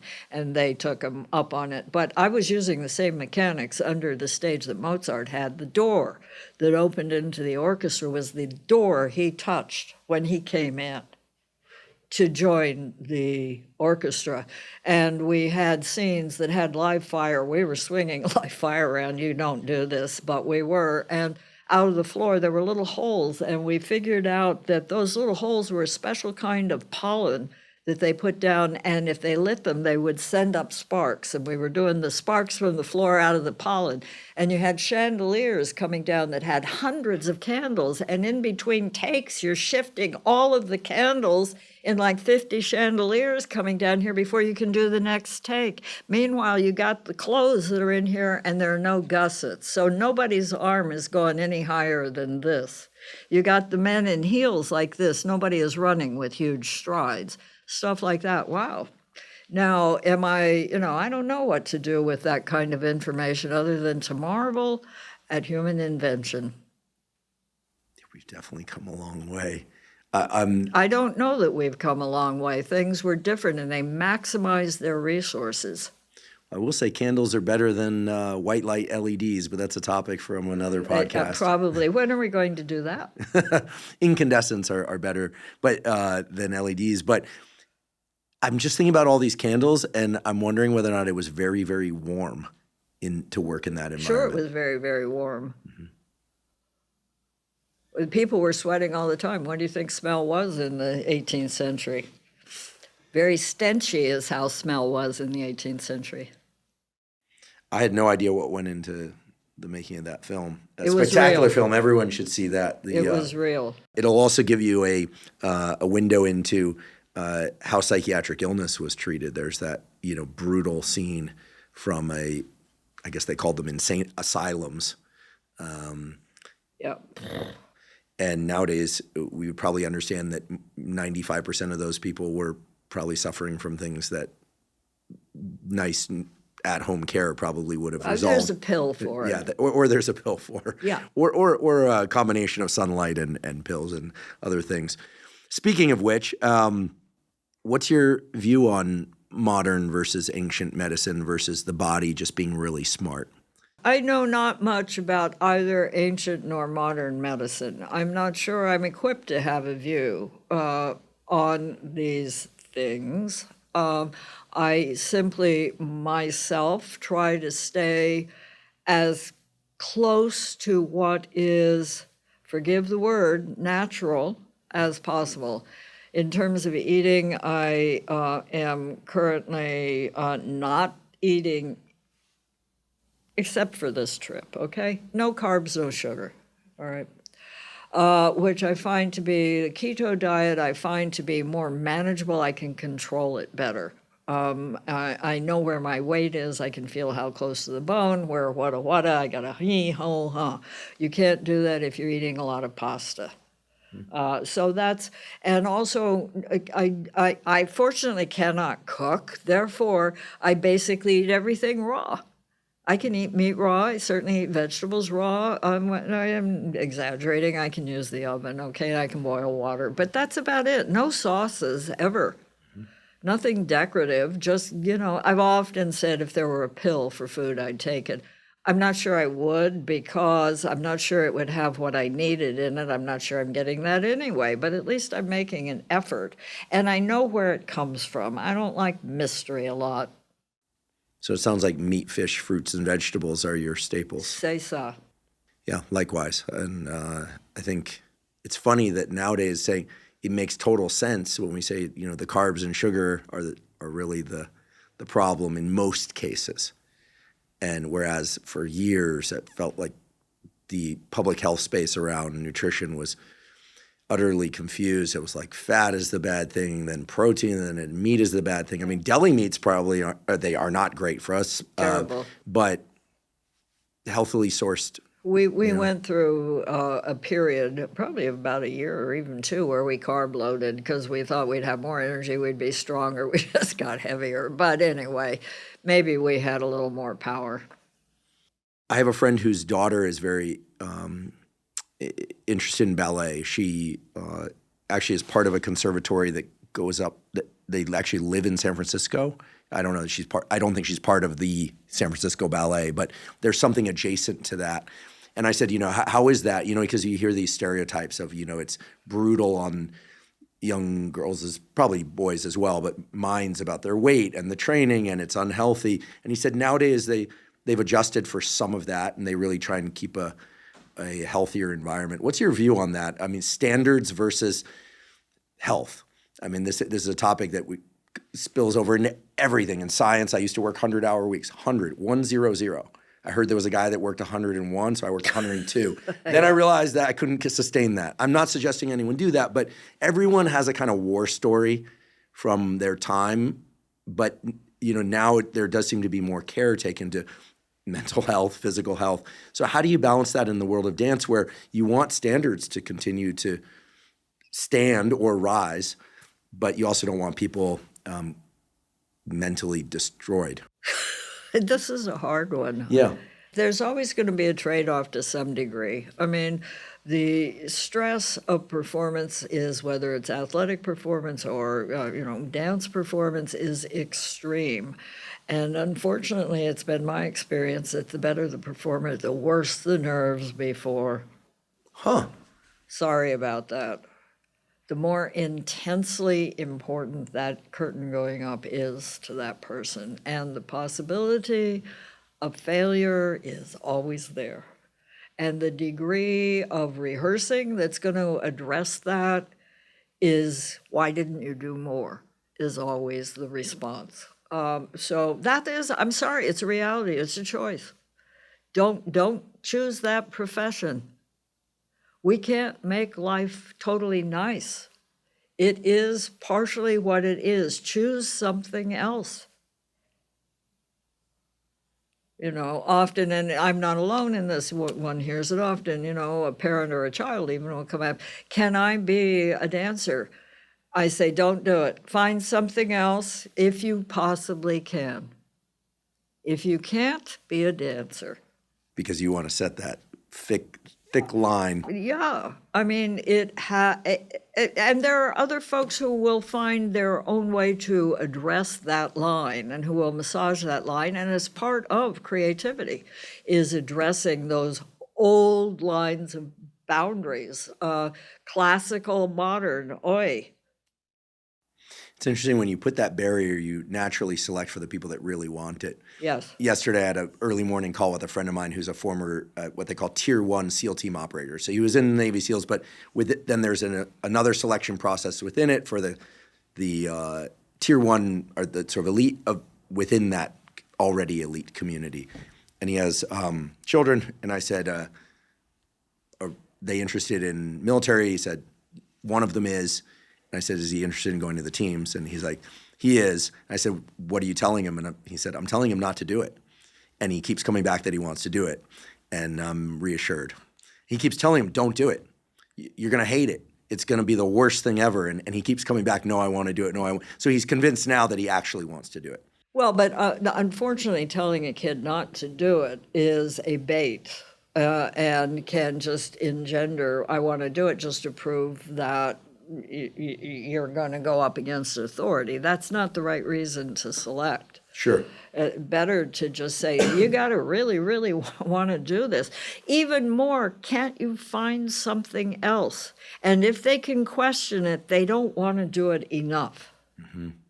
He did add that if he feels he likes it more than it sucks, his words, then he'll be okay. I would buy that. There's got to be some tilt in the seesaw more towards, I like this more than it sucks. Yeah, I'd buy that. That's fair. And I see a lot of parallels between the communities that you come from and he comes from, elite frankly. Elite is elite. Mm-hmm. It has a price to pay.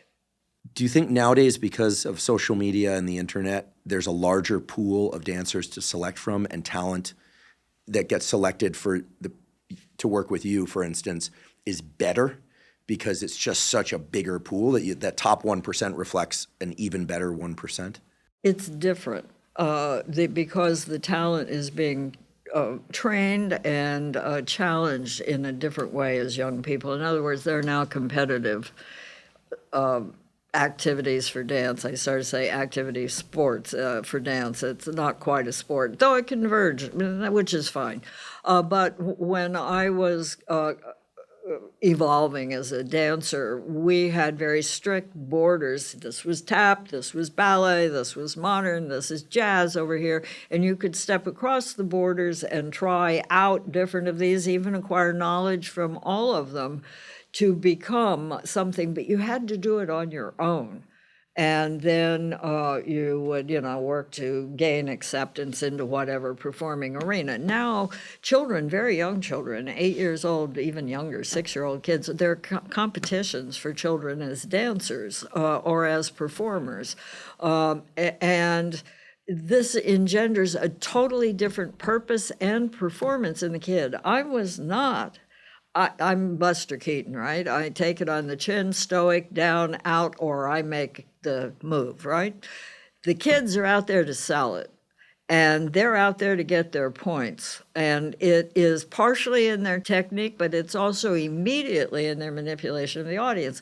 Great, that's called performing, and maybe you'll be a good actor, but in the meantime, you're shortchanging your technique because you're not asking the audience to just gauge you on what you can do physically, but how you can sell it because you want those points, and so do your parents.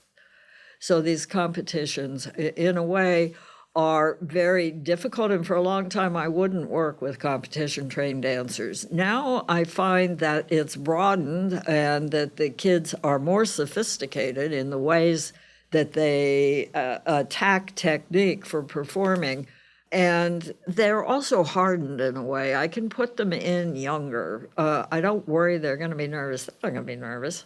They were nervous when they were out here trying to get, graded 30 points on the wada wada and the witcha to get the hits for the wada wada. And, they're no longer nervous about squat, so put them in. This is great.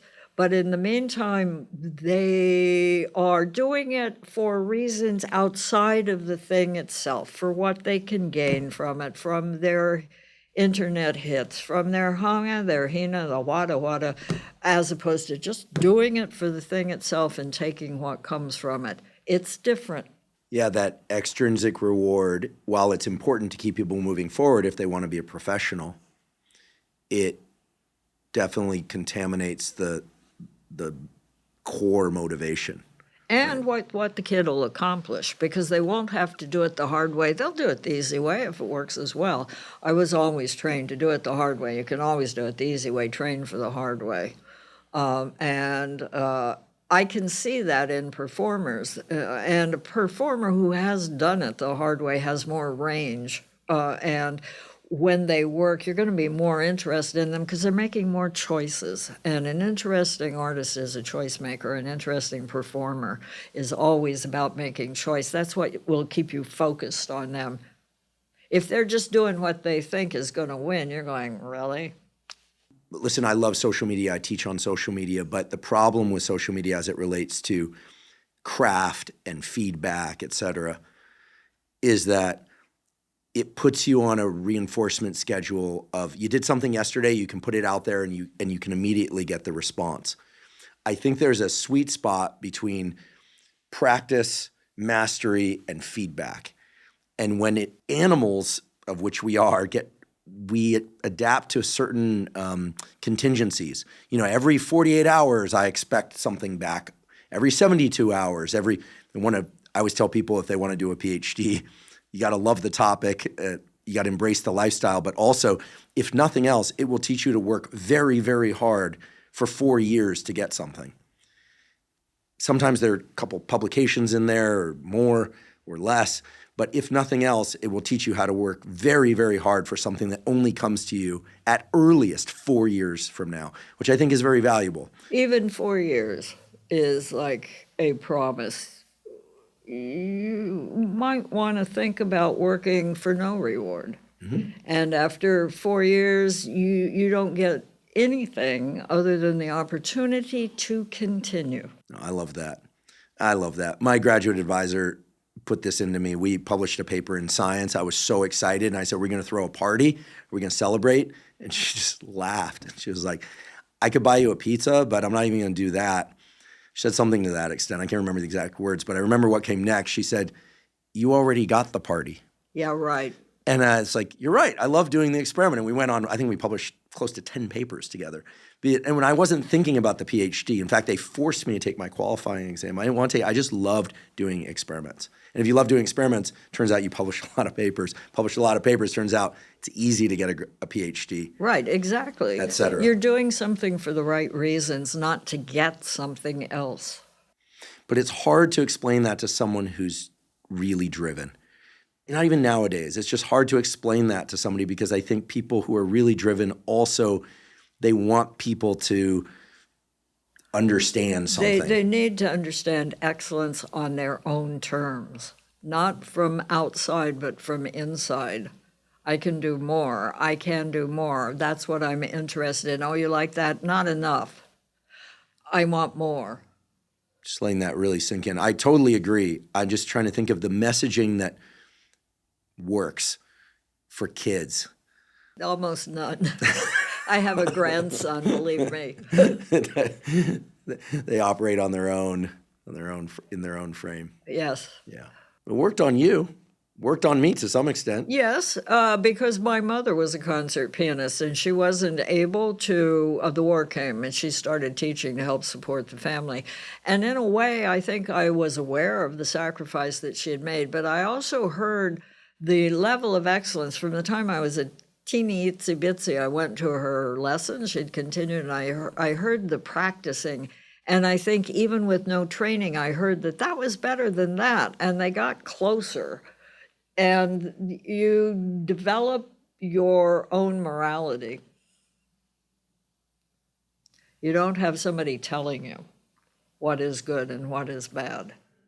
It sounds like, if I may, that you develop your own internal standard that's very high. It's very high, it's unattainable, and you're going to hate yourself a lot of the time. They don't tell you that, but it's true. Well, I'm just saying. Yeah, it's true. I don't know if hate's a strong word. It is a strong word.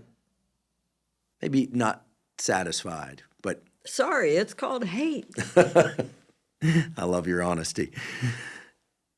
You've said before you can think outside the box, you have to have a box. But you also talk about having an actual box. Yes. Explain. Well, the actual box holds the tangible items that are very sensory, that have the feel or the smell or the weight of when you first thought that idea. Maybe your dance isn't going to look like a rock, but when you picked up that rock, there was a certain kind of physical resistance, and that suggested a kind of movement. And if you don't keep that rock, you'll forget sometimes where it came from. I was working on a film script once, and I was told, look, write down your initial instinct, your initial idea for what the film is to be. Put it in a drawer and lock the drawer, because there are times when you're going to not know what the fuck you're doing. Unlock the drawer and remind yourself. That rock can remind you of that original instinct, that original movement that evolved from it. And you go, oh, yeah, that's where I am. That's what I'm doing. But we overthink things and we compound it, and it's not that complicated.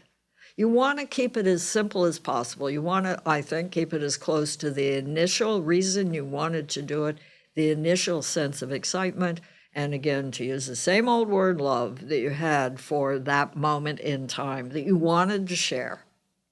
I love the idea of anchoring to physical items around something that's conceptual, because the conceptual journey can be, whether or not it's a book or a dance or whatever, a podcast, it can be so opaque at times, and you're trying to stay anchored to the center, to the spine, but it can be really tough. And having a physical object that you understand means A, and that's it. It's non-negotiable. There are certain things you don't forget. Those are the important things. That's what truth is. You don't forget it. I guess this is the reason we have plaques and wedding rings and things like that, is they symbolize something in a very simple way that everyone understands. And in this case, it's important that you understand. Yeah, but it's a symbol of. That's different. Symbol is different from the actual rock. The rock is the thing itself. It's not a symbol of anything. It's the rock. So it has a property that is what you're trying to thread through your work. Yes. It doesn't stand for something else. It actually has that thing. And that's in a way why ritual, because ritual is not quite the same as practice. Ritual is done for a purpose. It's done to accomplish an end. Purpose, you just do it. So let's break those apart: ritual, purpose, and habit. If you were to separate those out. Okay. Ritual to accomplish a goal or a kind of control. Practice, a consistent, ongoing activity that somehow keeps reoccurring. Habit you do because you're in the habit of doing. I mean, habit and practice are actually very close.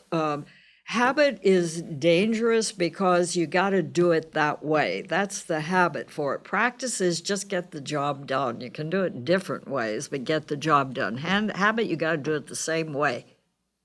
Throughout the entire listening to your book, I had this question in the back of my mind. Did you take weekends off? No, what's a weekend? It's, it's 7-day work week here. Love it. You've gotten things like honorary degrees from Harvard, this kind of thing, a lot of accolades from a lot of different places. Do those things matter to you? No, they matter more to other folks, and sometimes I have trouble with them. They don't tell me anything that I have done or, more importantly, will do. Can I honestly say it's not nice for somebody to say to you, you've done a great job?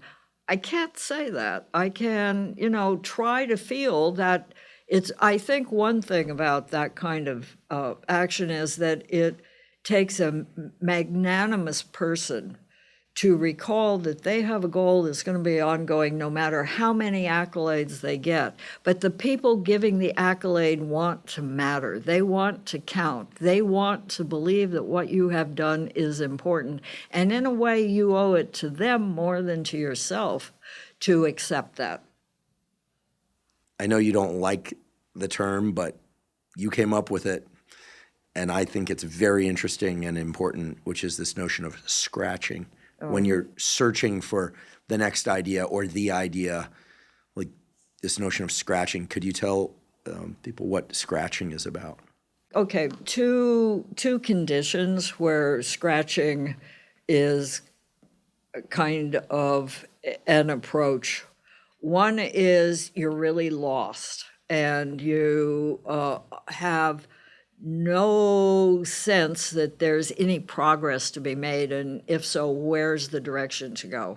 And you have to be patient with yourself in the situations and just try something. And did it mean anything or not? And having the faith to continue, that is a kind of scratching. The other is you know perfectly well where you're going. You just don't know how to get there.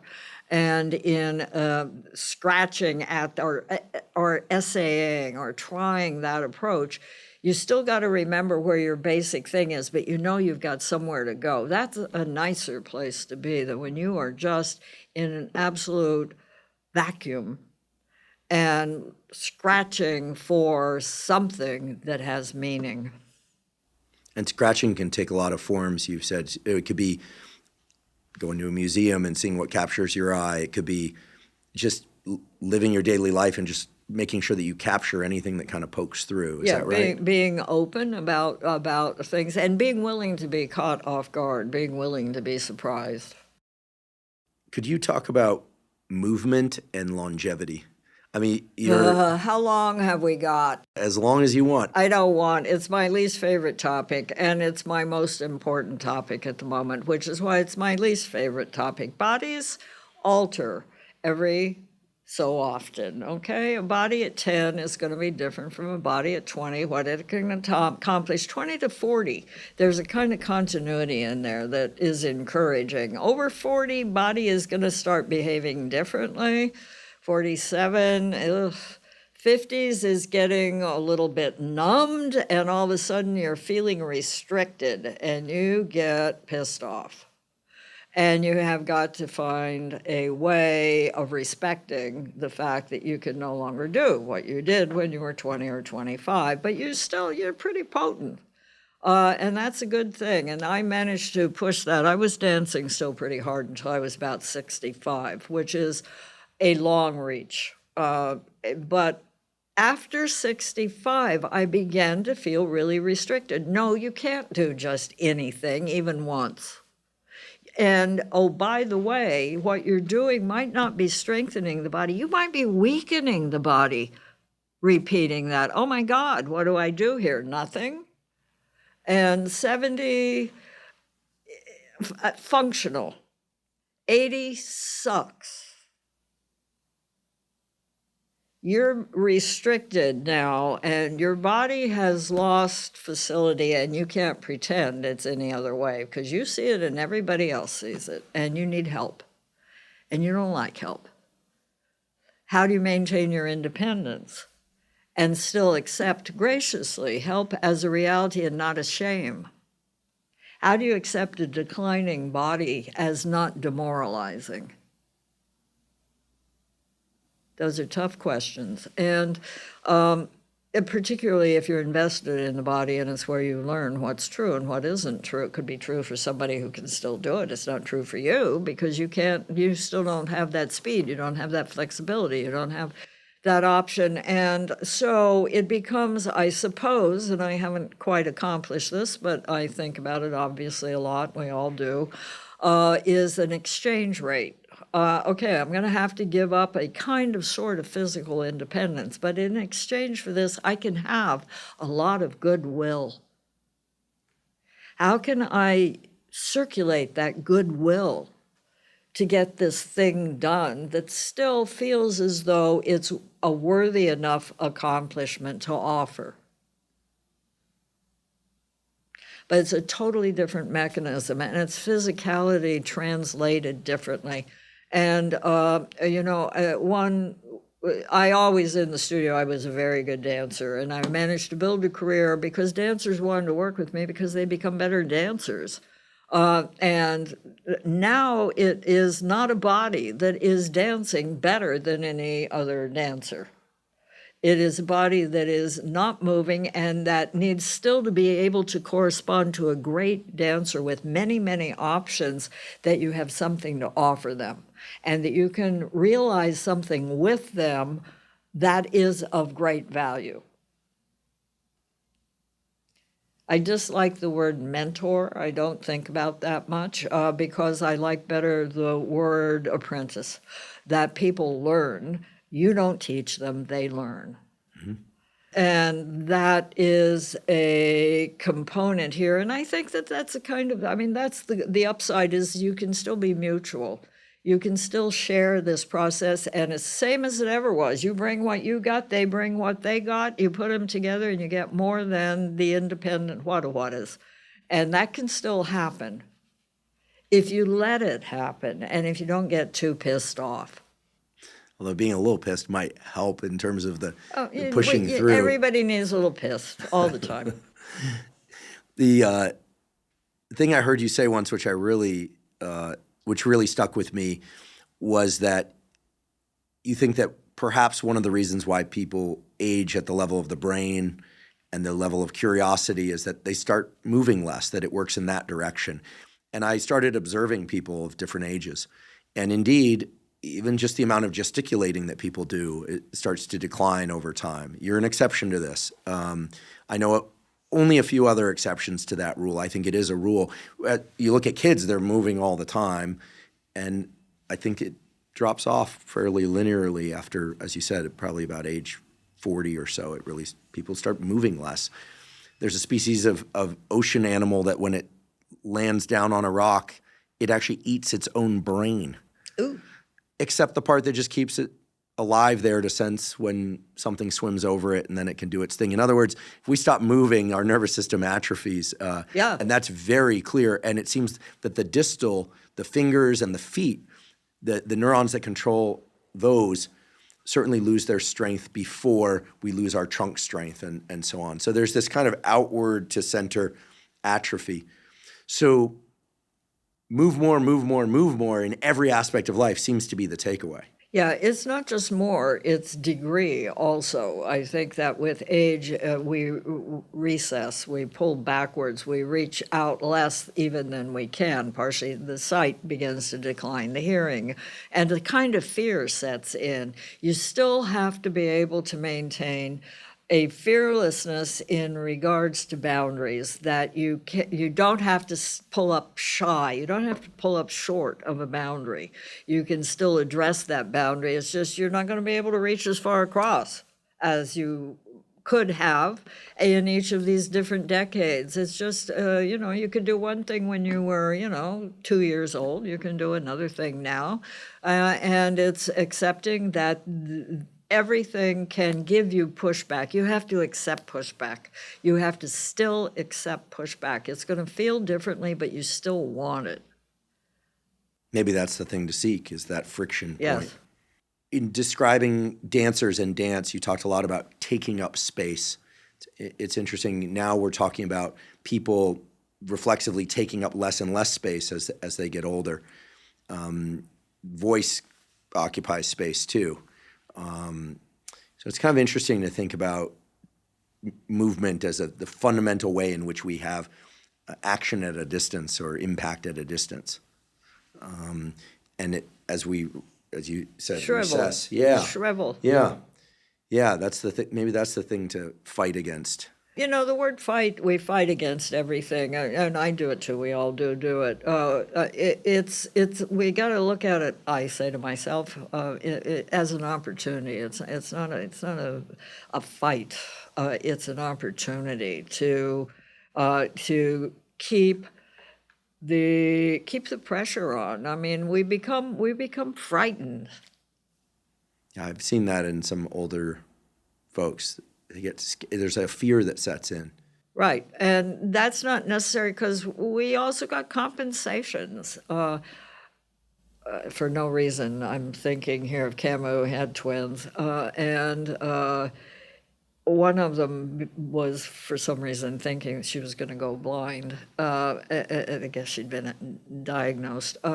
She started practicing being blind. She started keeping her eyes closed. And this is a 12-year-old, taking a cane and trying to find her way as a blind person. She could see perfectly well. She was providing against the future. You're not going to provide against death, so just get over it and keep, pushing through like you can see, because you can. It's like meet the friction that's there, but at that edge, not any further out. At a reasonable point where there is a competition, not where you're pre-defeated. Speaking of taking up space, you've mentioned before that the fact that your name is Twyla perhaps shaped you in some ways. Yes. I'm fascinated by this, that how names shape our self-perception, how they shape others' perceptions of us, and how, to some extent, we might live into those perceptions. Yes. My mother, as with everything, provided me with a moniker that would serve me. So the name Twyla, she saw in a newspaper, but it was spelled with an I. The original Twyla, who was a pig-calling princess in the next county. Twyla, I forget her last name. In any case, my mother changed it to a Y because she thought Twyla with a Y would look better on a marquee. Okay, she was right. That the T had to be selected for the alliteration between Twyla and Tharp, TT. Marilyn Monroe. All stars have got alliterative names. She's not wrong. It makes it easier to remember. It also seems to have a reinforcing quality. One name is a T, another T must be good. 2 T's, right? Yeah, this is all my mother's subliminal thinking to provide me with the course of stardom. Should I select, that's what I should go towards.